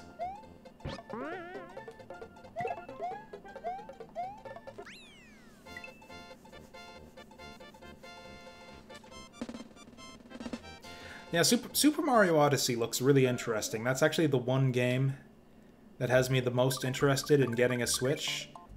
And I'm not... And like, it's not like I'm super excited to play it because I think it's going to be the most amazing thing ever. I don't know what I'm going to think of Super Mario Odyssey. It looks like I might love it or hate it. It's hard to tell, just based on discussion of the game and watching people playing it. Based on Joseph Anderson's playthrough, because I saw him stream a fair bit of it, I thought it looked like a pretty crappy game. Just like big and empty and with a bunch of... or not really empty, it's densely packed with secrets. They just don't feel very impactful. It's like... I don't know how to describe it. Like wide... It's like spread widely, but with no depth. It's like... I don't know how to describe it. There's like only one type of hidden secret in that game, really. It's like, oh, you're going for the moons. Everything is a moon. And it's not all shallow, though. There's some really cool and interesting challenges in that game. It's just your reward is a moon. It's like, oh, we go to this cool little side area where you're, like, transforming into bullet bills or whatever to get through. Or all kinds of, yeah, like the crazy transformation side rooms. And it's like, oh, cool. And then you get a moon. And then sometimes it's just like, oh, pound the ground where this tree is, and you get a moon. Whoops. There's, like, no incentive to do the cool stuff. And a lot of incentive to do a lot of the boring stuff. I don't know about the structure of that game. It doesn't seem like it's sensibly put together. But on the other hand, there's a lot of cool stuff in it, so maybe I'll like it. And then this guy, and I think that's actually all the bosses in this game. The other three are just retreads, and I'm not sure even anything's different about them.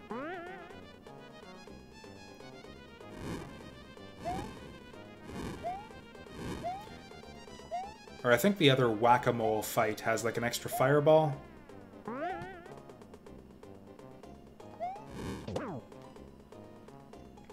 Like, I certainly wouldn't do Super Mario Odyssey as like a completionist type game. Like, I'm certainly not getting all the moons in that game. The question is, will I even get enough to play all the levels?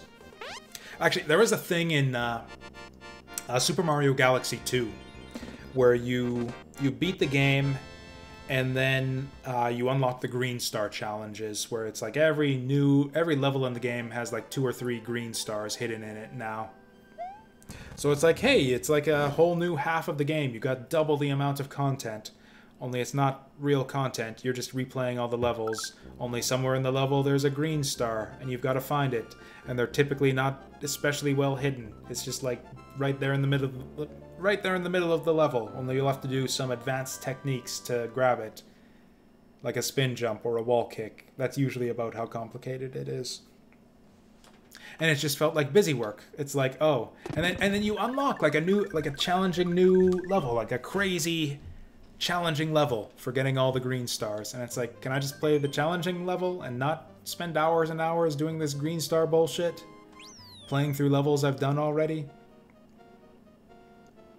And yeah, and Super Mario Odyssey looks to me like it's like 60%, 60 or 70% green star bullshit by volume. Where it's just like, oh yeah, there's a thing, just jump up and grab it. Nothing else to it, just see the thing, jump up and grab it.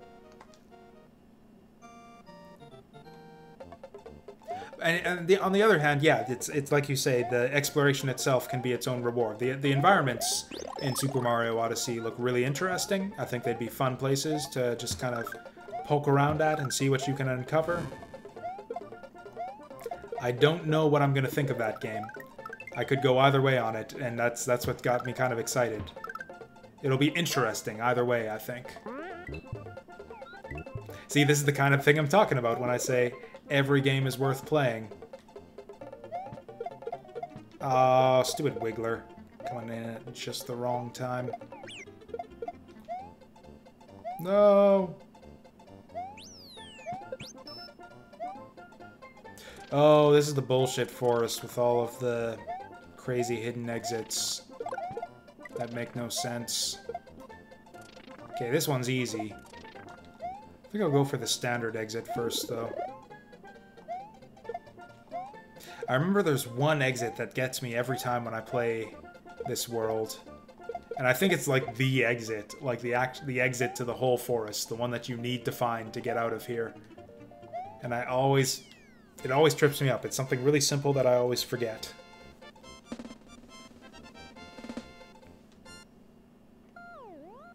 Yeah, Breath of the Wild is actually a similar type of thing, where it's the kind of game that I would never do like a completionist run of. I think it would just be annoying to try and do everything that's in Breath of the Wild. Is this the right way? Yes, this is the right way, because there's a Switch Palace over here. I know that because I kind of remember the layout of the fully filled-in map, but I don't actually remember how to get the Switch Palace.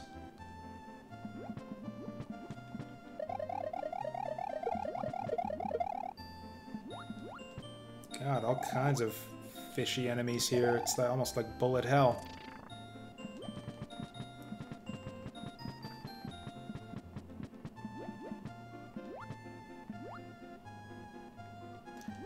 I'd say it's like almost like a Mario ROM hack where they just like stick fish everywhere, just like walls of fish come at you from every direction, except actual Mario games do that fairly frequently.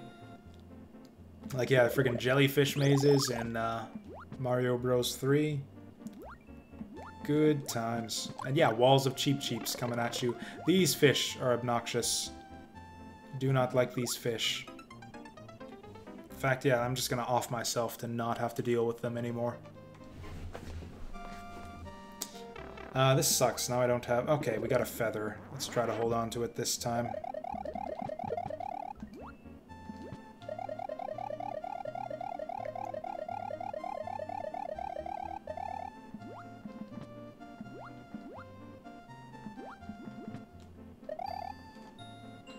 Yeah, really not a big fan of waiting for these spikety guys to get out of the way.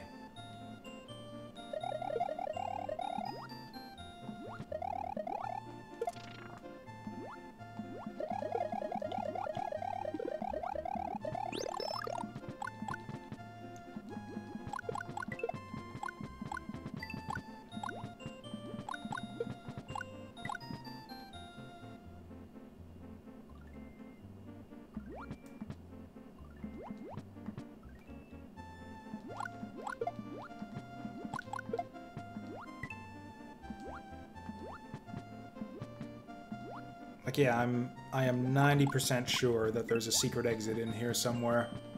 In fact, I'm 100% sure, because there's a secret exit in every... Oh, I know how I was supposed to get that. I was supposed to not pop all of those hidden blocks. Oh, well.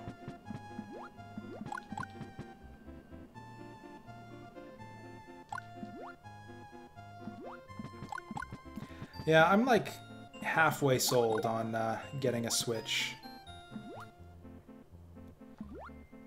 Like, if I just had... That's the thing, though. It's like, it's not just the Switch. You gotta get the games, too. That's where they get you. With all of the console bullshit. It's not just dropping all the money on the system. It's dropping all the extra money on the games, because they are so much more expensive than PC games.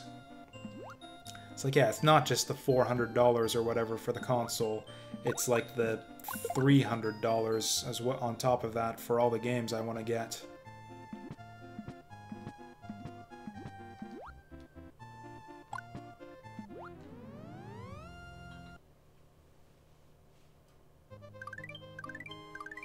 Yeah, it is a Switch Palace. I think that's the last of them. I don't think there's another Switch Palace after this.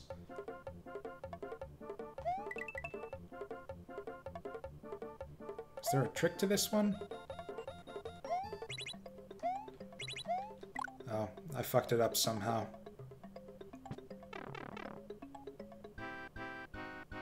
Man, I want to redo that. I call a do-over. Damn it. I don't even know if that gray switch appears anywhere else in the game. I'm sure it must, but I don't remember where.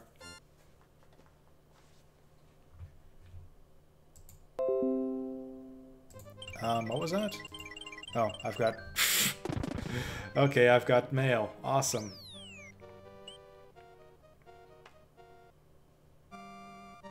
It's funny because, like, when that comes up, it tells me, oh, I've got 2 notifications. Notification 1, oh, we see you're gaming. We'll keep your notifications quiet. Then, notification number 2, you've got mail. It's like, okay.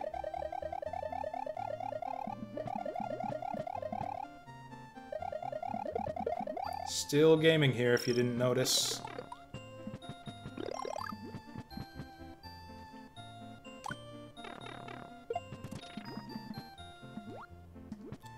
Okay, is there some sort of weird variable invincibility going on here? I swear that my iframes are much longer sometimes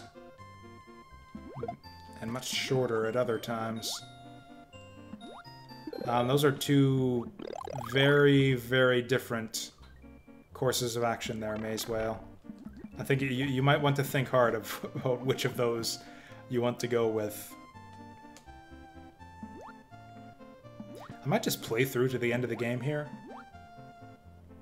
Like, if you want to know how much longer the stream is gonna go before you make that decision, yeah, I think I'm actually just gonna finish Mario World tonight, but we'll keep playing it as sort of a secondary game, just going for all the levels. Maybe not even all the levels. Maybe I just go to the special world.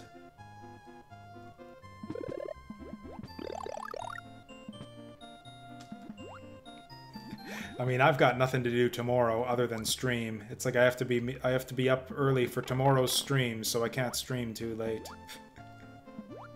Although I do again have card games at the game store in the evening, so I can't stream all day. So I would like to start a little bit early. What the hell was that noise?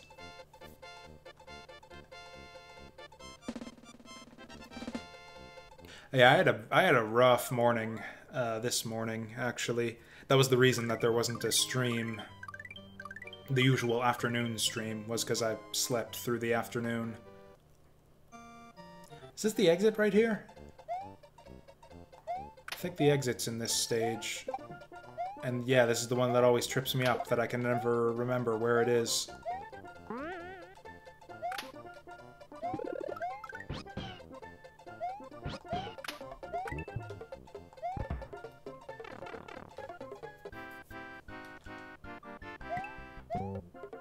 Boo. Boo. Can we break our old record? Oh, hey, we got 2 this time. Awesome.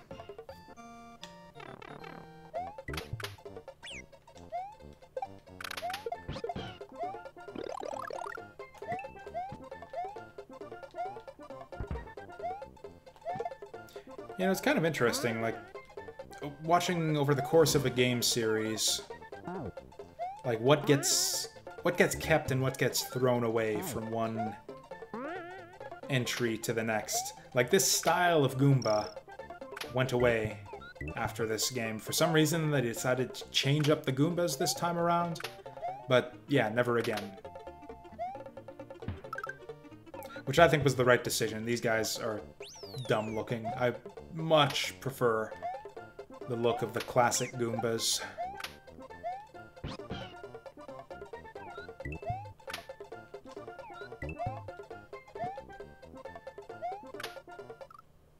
That mushroom killed me. Do I get to keep my Yoshi when I die like that? What the hell, Yoshi?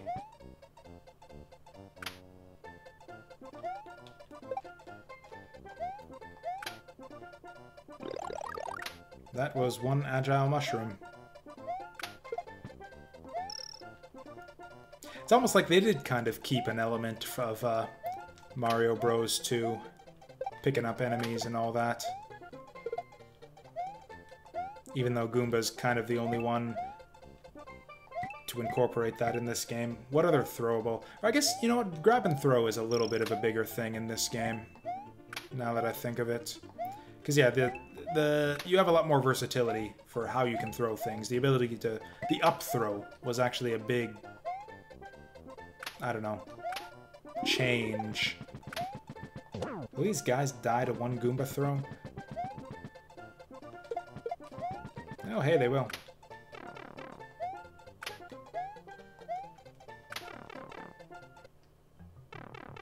Oh, this was it. This is the one that always tripped me up. I always forgot about that pipe there. So we gotta go back and do that with a mushroom. Or do we? Oh yeah, I don't even have anything in the box. Ugh.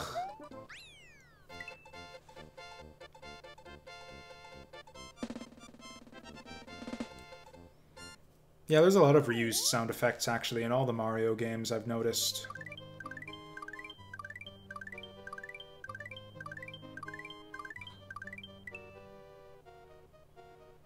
Do I even bother with the ghost house?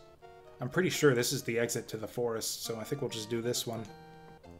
Yeah, we'll just rush to the end of the game, and then I'll do the rest of the levels next time. Or at least as many as I feel like doing.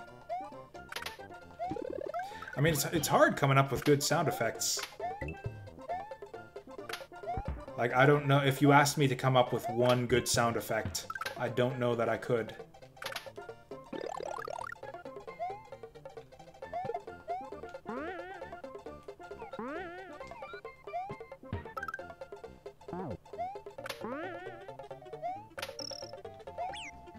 Boo. Okay, that's fine as long as we can preserve our mushroom. That is like that is our sole objective in this stage, is preserve the mushroom. That seems like bullshit. He should have died there when I threw the other Goomba into him. Okay, we can get a backup mushroom. I mean, yeah, clearly there is enough. Clearly there is plenty of space remaining on the cartridge for this game, seeing as they were able to fit it on with, yeah, Mario All-Stars.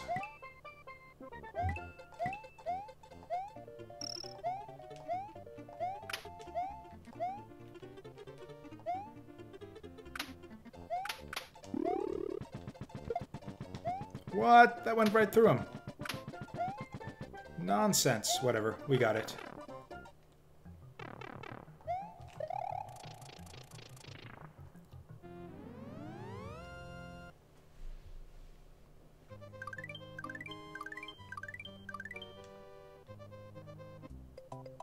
This game might be even shorter than I remembered. I think we're pretty close to the end. Because, yeah, the Chocolate World is really short. Then we just got... I think that's it. Just Chocolate World and then Bowser's World. Oh, this level sucks too. I forgot about this one. Fucking Roy. I think this is Roy's castle.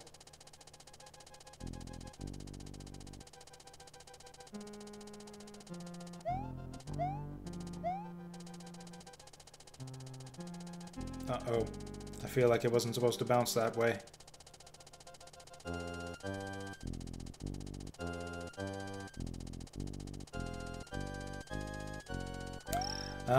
Was it a Genesis Mickey Mouse game?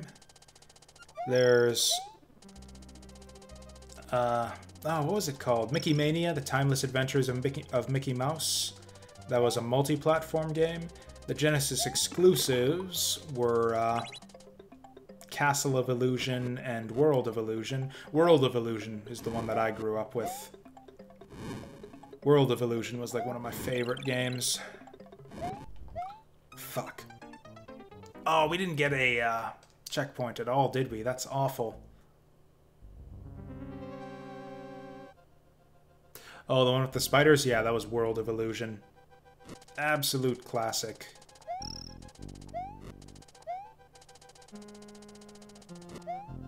Incredibly easy, though. Even as a little kid, I was able to beat that one within, like, one rental.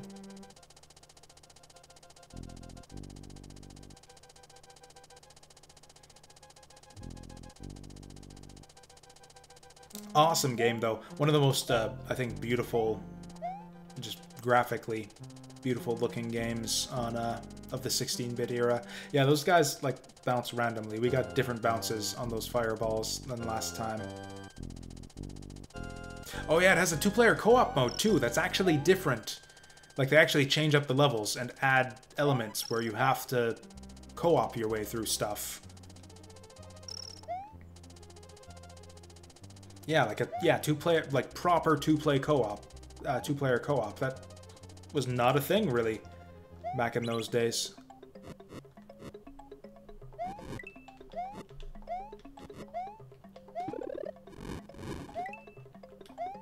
Ah! Okay, that's fine. All the fireballs went in the hole, so that's fine. Can I get a fucking checkpoint? Oh no, no, I can't. There's no checkpoints where we're going. This guy... Pretty sure this guy's exactly the same as the last guy. Oh, the walls get a bit closer.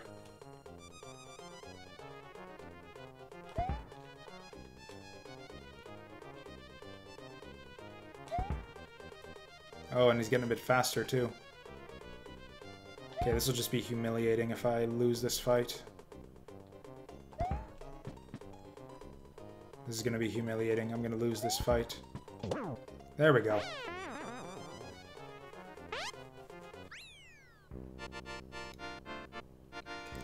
Actually, in stark contrast to World of Illusion, Mickey Mania was crazy difficult. Although also, actually, an amazing-looking game.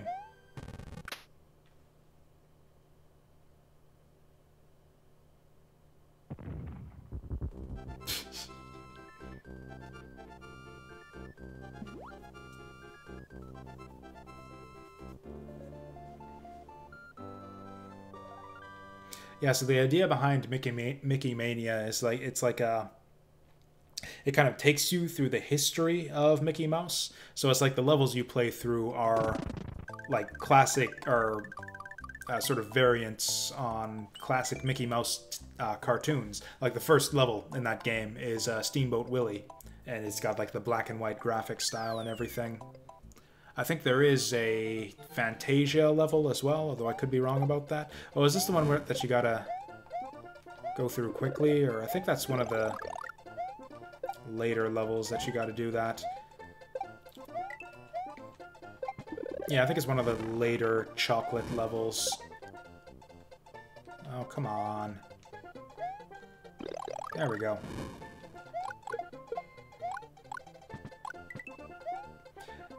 Oh yeah, the actual Fantasia game on Genesis, yeah, is terrible. I played that one back in the day, actually.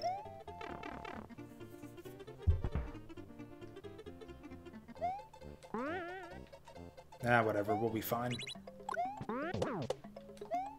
One thing I remember, maybe I'll end up being wrong, but I think Chocolate World was like weirdly easy.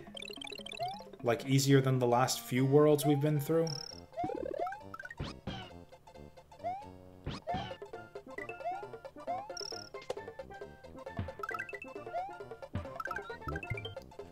Although it could be just that I just end up skipping most of this world anyways, most of the time.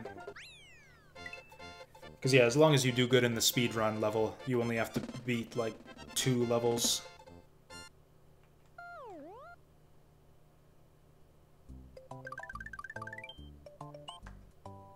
Oh, is this another one of those ghost houses with only one exit? I forget this one entirely. Okay, now I remember it. Or at least this section of it. That was lame. Oh, could I have spin jumped on those guys? Was that what was going on there?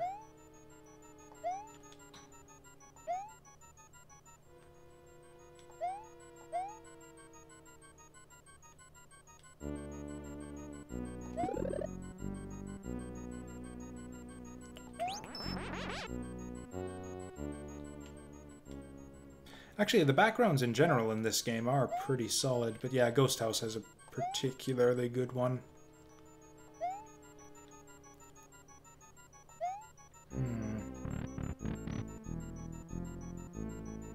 Oh, am I supposed to fly here?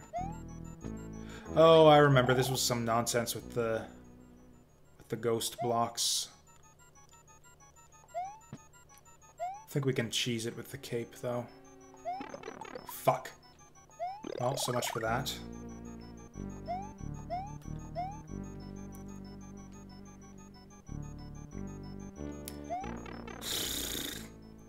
That did not look like a hit to me.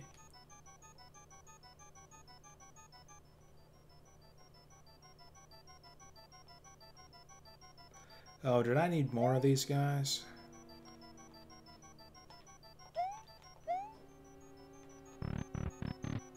Yeah, I think this is another single exit ghost house.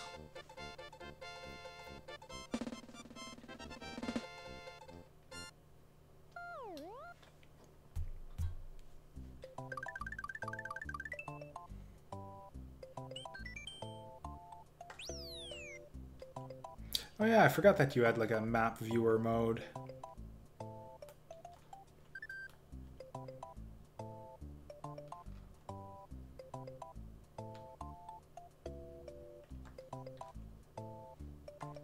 I think this is it right here. This is the speedrun level. Yeah, that message there tells you that the faster you clear this level, or basically it tells you that the exit of this level is determined by how quickly you get through it. Hey there, Wrecked Good. I don't know who Michael is, but hey there, Wrecked Good.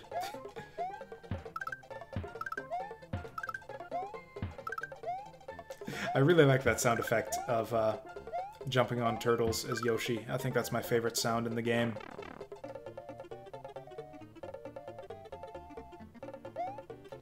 Yeah, I think we're on track for the speedy exit here. Yep. Pretty easy. And with that, I think we only have to do like one more level.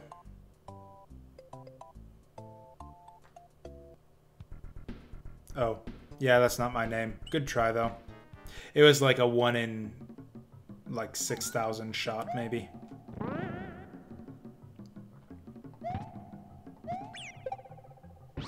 I don't know, maybe better than that. Some names are more common than others. You might have had a better shot with, like, a John or something like that. A John or a Joe.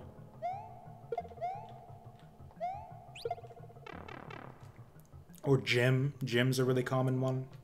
A lot of J names seem, I don't know, favored in the United States.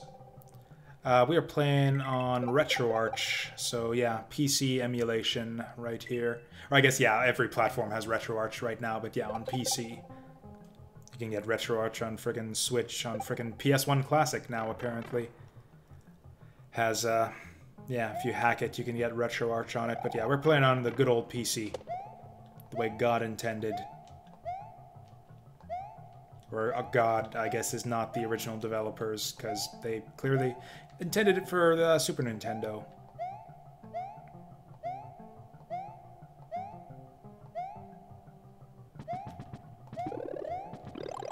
Checkpoints are really scarce in this game. Have we even seen one yet in this stage?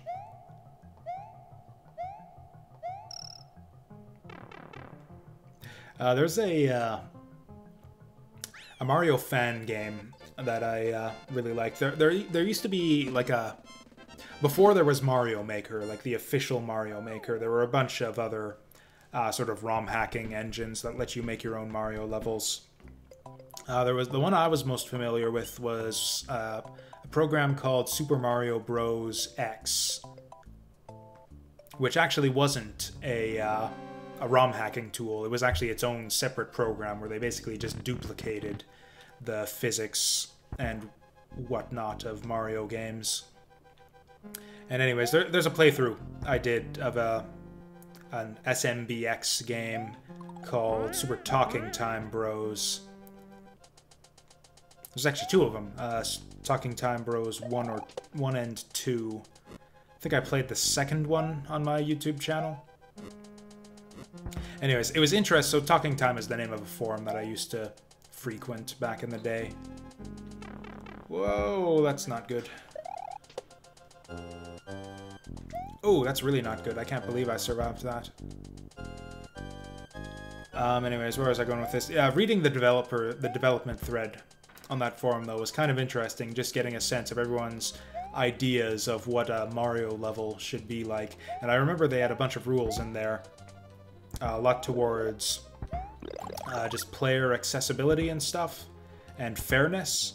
And I remember they had a lot of rules in there that are not, that I'm learning replaying all these Mario games, that are not at all followed by actual Mario games. Stuff like every checkpoint, every level should have a reasonably placed checkpoint, every level should have a mushroom, either near the beginning or at a checkpoint, and it's like, yeah, actual canonical Mario games did not follow those rules whatsoever. There are a lot of levels in this game that do not have sensible checkpoints, that do not have mushrooms anywhere near the start or the checkpoint. Mario Bros. 3 in particular, I was surprised last time I played that game just how much nasty shit they put in there. Like, I'm positive there are multiple levels in Mario Bros. 3 with just no power-ups whatsoever. Or that if they do have them, they're just really obtusely hidden.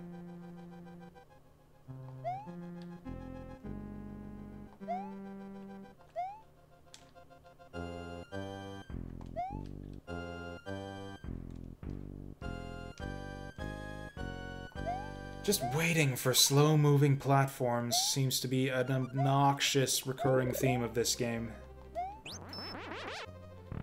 Like, forget the Mario series, there is more waiting for platforms in this game than just about any other game I can think of.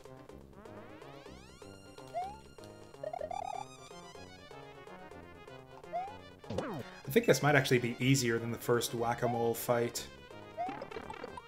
It's like you got the two fireballs, which is technically trickier, but the flat terrain actually makes the fight easier, I think.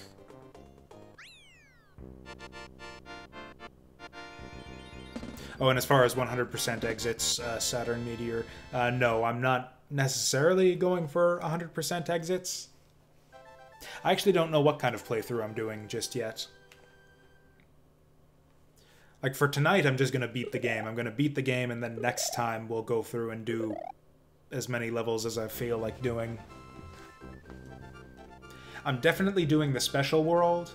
I may or may not do all levels. I will probably not do all exits. Just because there's a bunch of really crazy secret exits that I completely forget how to get. And I would have to look them up to figure out how to get them again, which kind of defeats the whole purpose.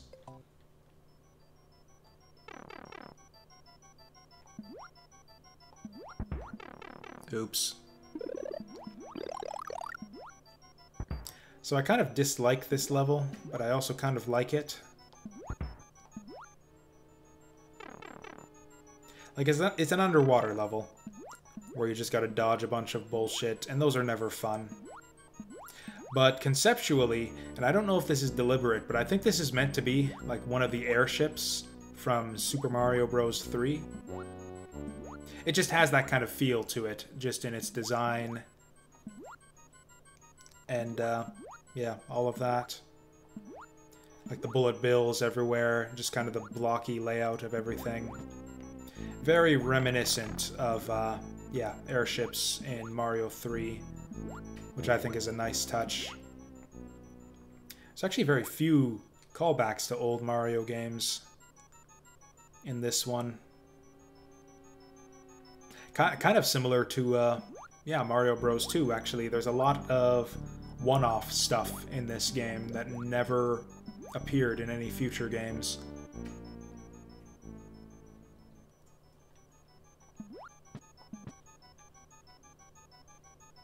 All these different types of crazy boos. Oh yeah, this is a fun part of the level. Again, I think there was a section like this, yeah, kind of like this in Mario Bros. 3.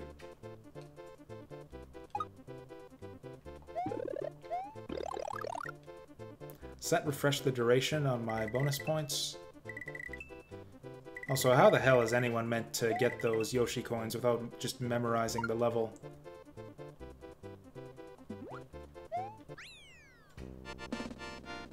Oh, and yeah, this is absolutely meant to be a Mario 3 callback. That question mark block is straight out of Mario 3.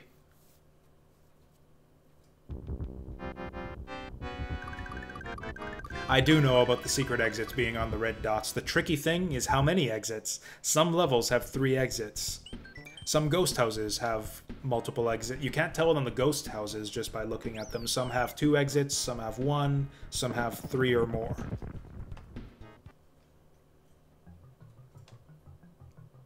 I honestly can't remember what Hyperlight Drifter even is. I remember a lot of buzz around it back when it was new, but do not remember a single thing about it.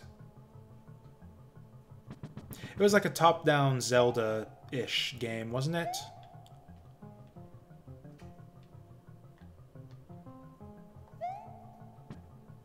Only it didn't really look like Zelda, and it had kind of a different format.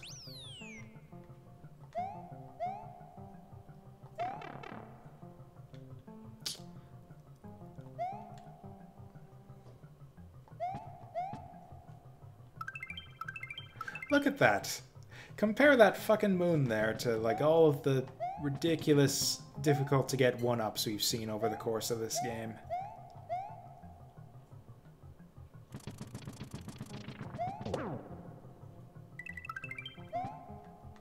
That's if the moon should have been anywhere, it should have been frickin' there.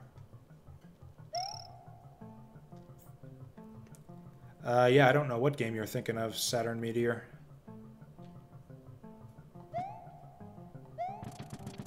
Oh, you know what? I think I was supposed to do a thing to, like, make a bridge to get up over there. I think I cheated my way past that. Oops. Okay. I guess I didn't cheat hard enough. There's the exit. Probably, I hope. Oh god! Actually, this will be fine. See ya. Oh, Zeo Drifter. I do know Zeo Drifter. I haven't played it, but,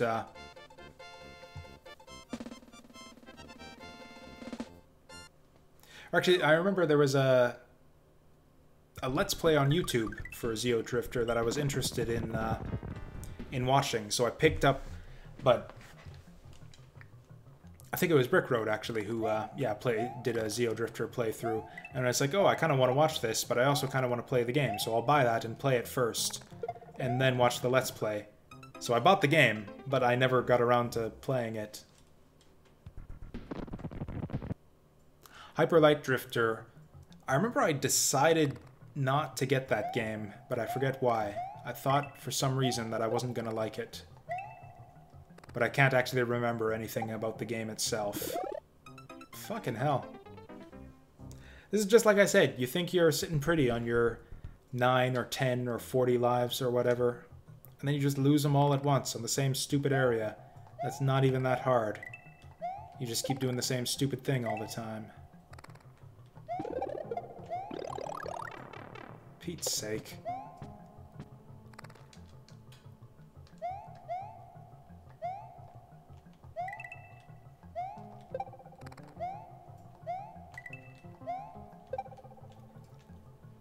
I've ended up being wrong about games that I've dismissed before a fair bit, though. Like, I dismissed Undertale, actually, when that was a big thing.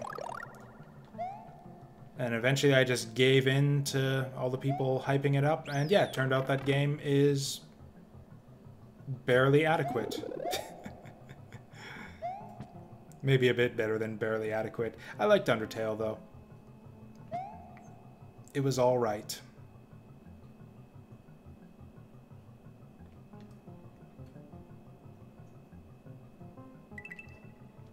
Um, I don't know, I'd say it was overhyped. Like, you know, people like what they like. They're not wrong to like it as much as they do. They just have different priorities than me.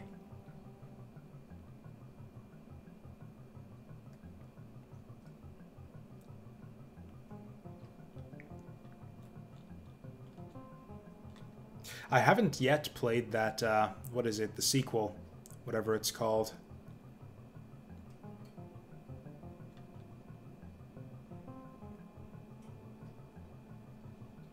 Deltarune, that's the one, yeah. I was somewhat confused about the, like, release format for that one. Yeah, that's the thing, like, it's not a full game, is it? It's like a... yeah, like a demo or like a teaser for a full game, and I'm not really into that. I don't want to. That was the thing, is Undertale got a massive amount of hype because it had a demo that people really liked, got people really interested in the game, and I'm not really. I don't like getting hyped for things that are years away from release. Even if it's good, I don't. Yeah, I'm just not interested in getting hyped for something that I can't play right now. I'll wait till the game's actually released, then I can play Deltarune and get hyped, and then just be hyped. Going into playing the game it's actually advertising for. Oh, I missed the secret exit. I remember the trick to the secret exit too, and I forgot to do it.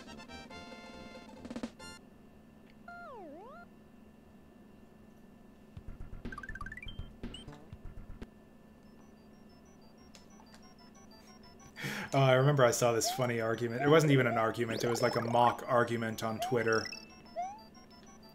about when you can fairly say that you don't like a game. The argument is, well, you can't really say you don't... You can't really say you don't like a game if you didn't play it all the way through. And then there's the counter-argument, it's like, you can't say that you don't like a game if you did play it all the way through. After all, you liked it enough to play it all the way through, didn't you? So that's just a funny argument, and I think I'm going to use it every time I hear someone say that they don't like a game. I can pull out either one of those arguments. Well, you can't hate it, you can't dislike it that much if you played it all the way through. Oh, you can't really say you dislike it if you played it all the way through. Or I should explain the actual argument. The reason you say you can't dislike it if you played it all the way through is because you liked it enough to play it all the way through. You did not give up on the game. It held your interest to the end, and you kept playing, so it can't be that bad. Conversely, if you didn't play the game to the end, then you don't know what's in the game. You didn't play enough to have a proper opinion one way or the other. So you can't say a game is bad if you didn't play it all the way through.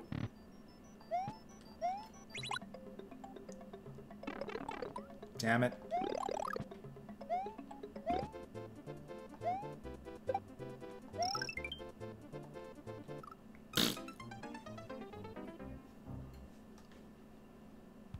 That's right, Maze Whale. All games are good.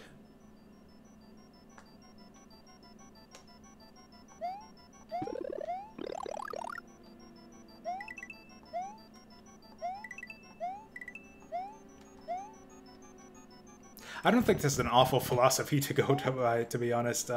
That's Stuart Jipp's line, actually. And I'm sure he obviously doesn't mean it literally, because he talks mad shit about video games on Twitter all the time. But the basic philosophy, I think, is worth considering.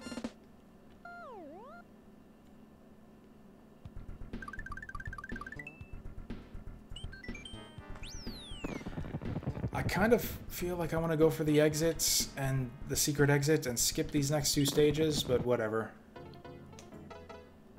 Because I think I remember how to get the secret exit too. But I feel like I probably do that most times I play this game. So, well, I probably almost never play these stages, so let's just try them out.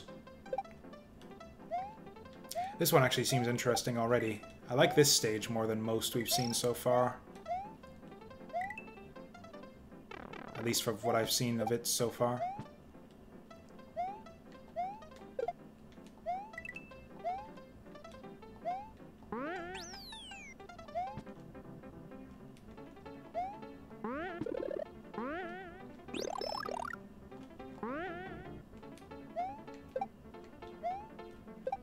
I mean, all the best stages have got to have this music. Like, if you've got a stage that doesn't have this music in it, you could make that stage better by putting this music in it.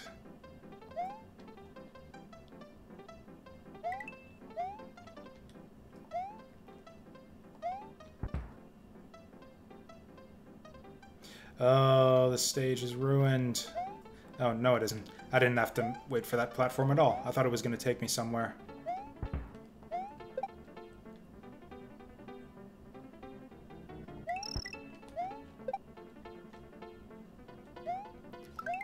Ooh, that was close. That was a fun stage. I liked that one. Oh yeah, I've heard good things about Into the Spider-Verse. I am interested in checking it out, but haven't gotten around to it. I've actually been watching Silicon Valley lately. The new Mike Judge sitcom. Is it a sitcom? Not really. Whatever. New Mike Judge comedy series on HBO. Been enjoying that quite a bit. I can find it myself, Mace Whale, thanks. Hell, how do you think I found Silicon Valley?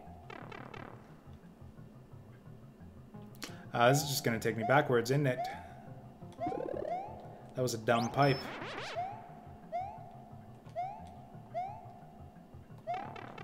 That was the dumbest pipe.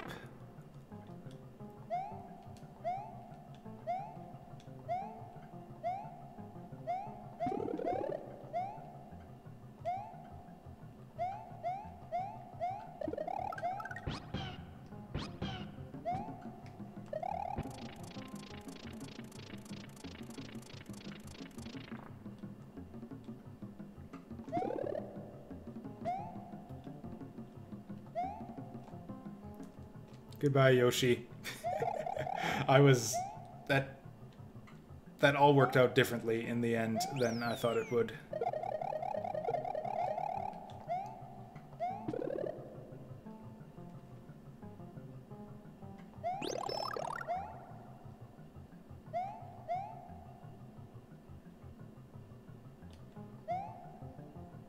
It's been a long time since I've seen a movie, actually.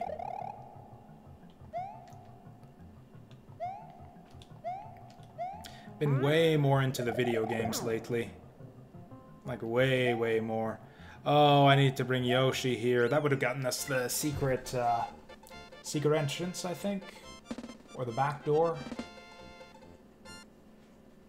Or no, I think you gotta go from the Star World to get the back door to Bowser's Castle. Oh no, that takes you to the Star Road, I think. I have no idea. It's been ages since I played this game.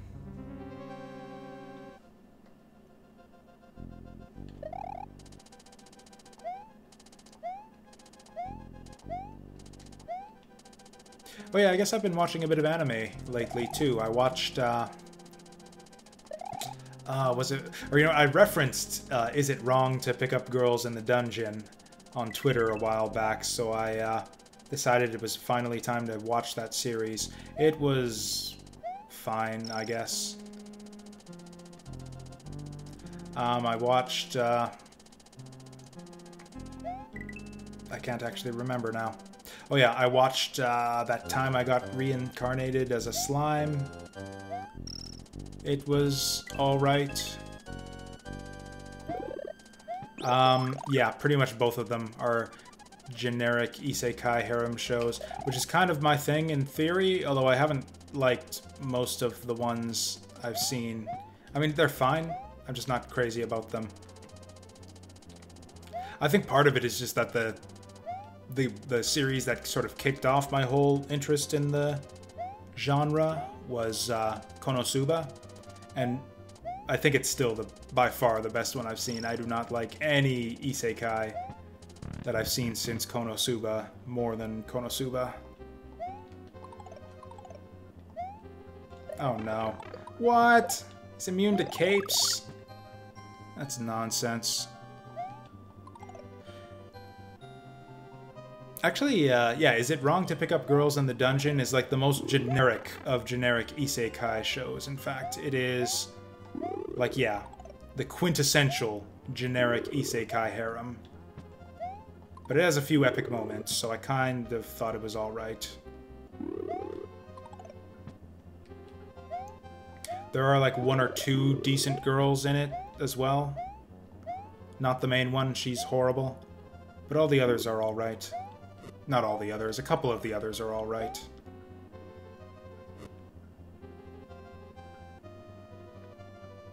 I like the, I forget her name. It's like Lily or something. She's like the supporting character who carries all the party's loot in this giant knapsack, and she's adorable.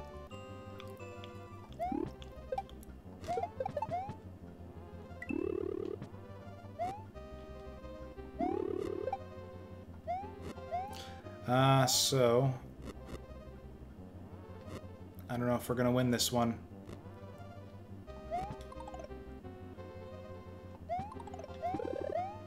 Oh, this is the rotating platform one, isn't it? Oh, the fireballs, that's how they make it hard.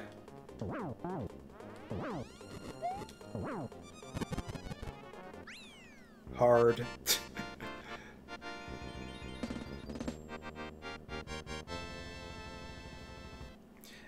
I don't fight people about their bad tastes. I just kind of pity them. Oh yeah, I watched Goblin Slayer. It was also alright.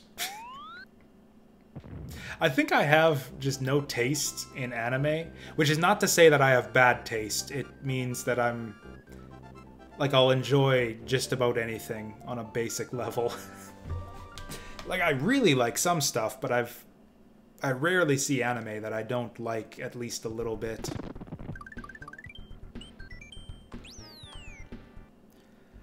Goblin Slayer disappointed me. It got off to a strong start, but was kind of failed to keep it going. I really liked the idea of like kind of a grim, dark, like realistic fantasy series. Like the whole notion of like kind of heroic fantasy where it's like you're in a world where you're going on quests, fighting monsters and stuff. When you think about it in like a realistic sense, it's kind of a horrible thing. Like obviously a lot of these adventurers are going to meet horrible, gruesome ends. And they don't really show you that aspect of things in a lot of fantasy fiction. It's all the heroic aspect, the triumphant heroes and all of that. You don't really see like the awful shit that can happen. And also, those types of series also tend to hand-wave away, like a lot of the more realistic concerns you would have with dungeoneering and that kind of stuff.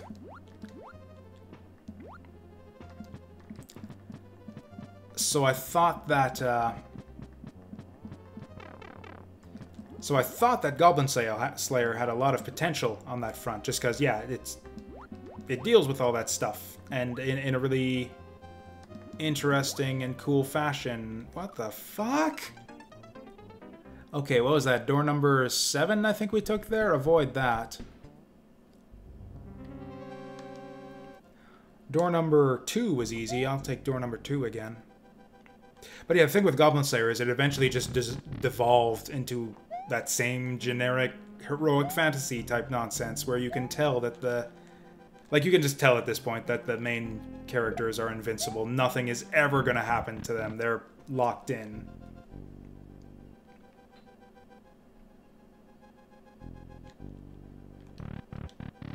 And also, that the characters were doing stupid things too and not getting punished for it.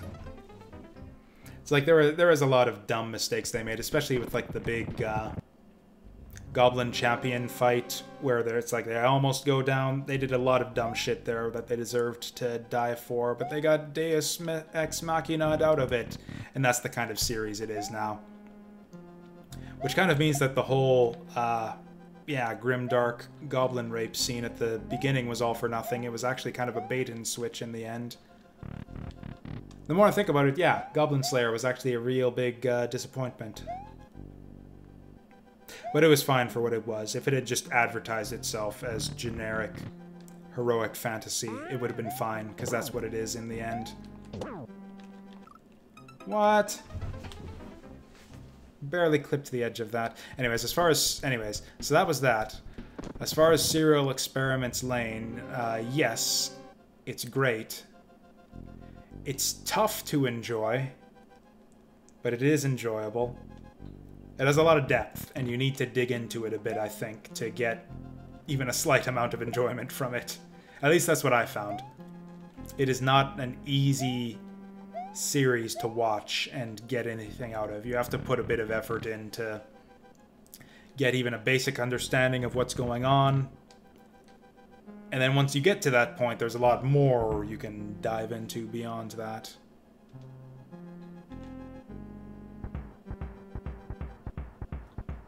I like Haibane Renmei a little bit better.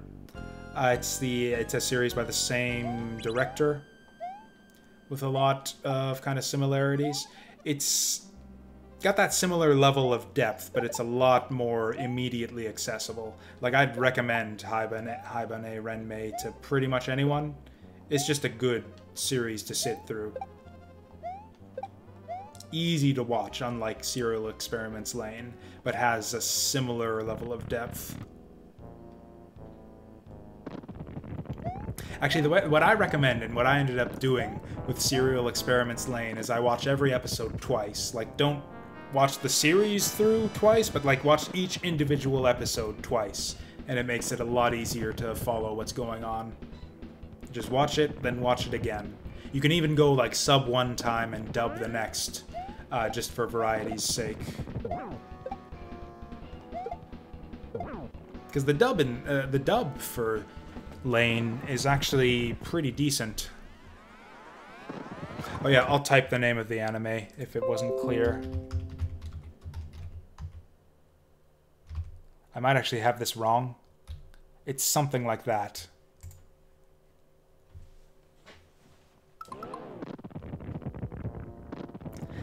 Looking at it, it seems wrong.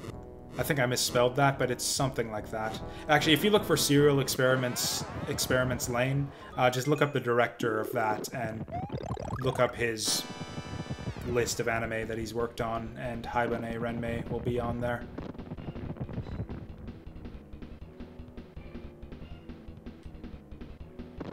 Yeah, to be clear, I would always recommend checking out the sub first, if anything. But if you're going to watch something twice, you might as well check out the dub the second time around.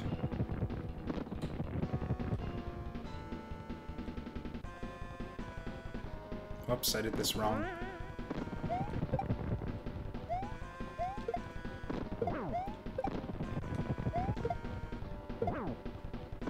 I'm actually on point with the Mecha Koopa throwing.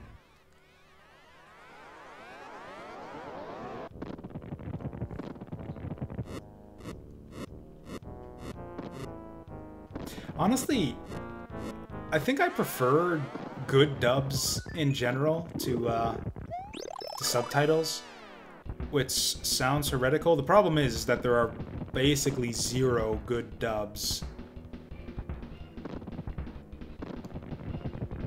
But like, in theory, if every anime could have a serviceable dub, I would prefer to watch it that way.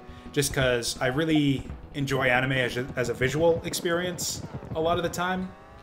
Like, I like to drink in every detail of every frame, and that becomes really difficult when you're reading subtitles the whole time. In fact, you literally miss some entire frames because they go by while you're reading the subtitles. So for that reason alone, I theoretically prefer dubs, even though almost none of them are good enough, so sub ends up being better in the end anyways.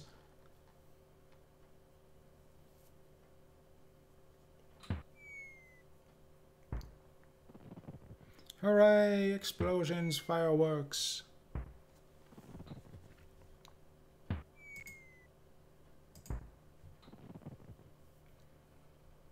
Yep, that's the game. Do I have to press something to make this go on? GG indeed. Hey there, Jim. We were just talking about you earlier on stream, actually. I don't know if you were here for that. And if not, then that sentence will make no sense.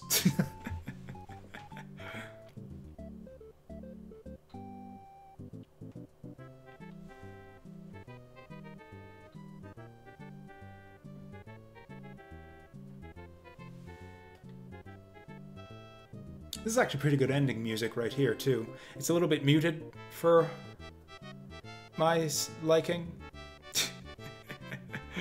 So what we said was that you have a very generic name, because we were just talking in general about what names are most common in English, and the name Jim came up, and that was the joke that I made there. Your name came up, I should say, to be more accurate, not you specifically.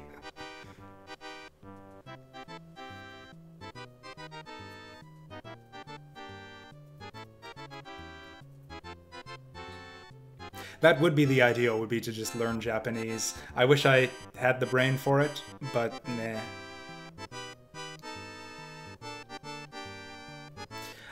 Would that actually be helpful at all? To have like a... Like, forget the whole Japanese chick thing, but like to have like a Japanese, yeah, perfectly bilingual person sitting next to you while watching the anime explaining stuff to you. I don't think that would be ideal. I think that would be actually worse than either a dub or subtitles.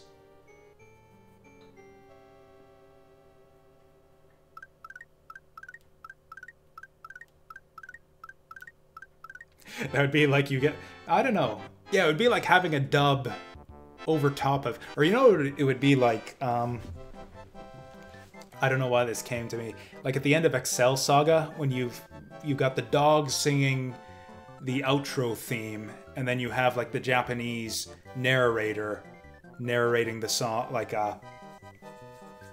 translating the song for you. Just like reading over top of the translation over top of the lyrics. That's what it would be like.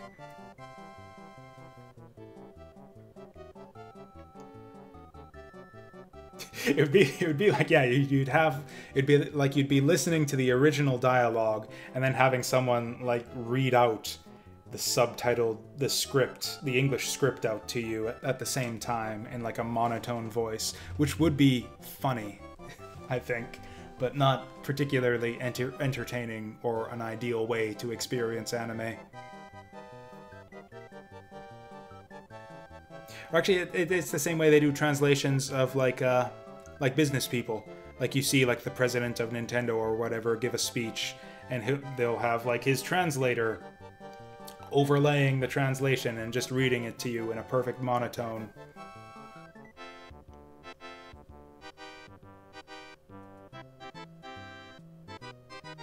Actually, that's the way they do interviews with Japanese developers. They do it that way also. Where it's like they dub in the translation over top of his voice. The Lunar, yeah, the bonus disc for Lunar actually handled the interviews that way.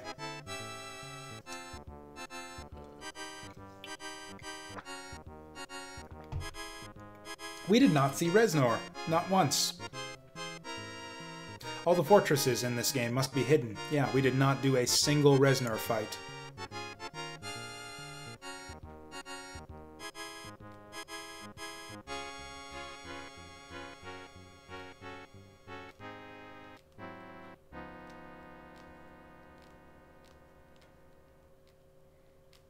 Right, so that was Mario World. That actually took us... I think I spent about as much, slightly less time beating Super Mario World as I did failing to beat Mario Bros. 2. Anyways... Oh yeah, that actually... So if you bought Lunar the Silver Star story back in the day, you have that pendant, because that actually came with the game. There was no like standard edition, deluxe edition. It's just you buy Lunar and you get the pendant and the bonus CD and the soundtrack and everything. That was the way Working Designs did their games back then. It was a deluxe premium package, and that was the only way to get the game. Are we stuck on the end now?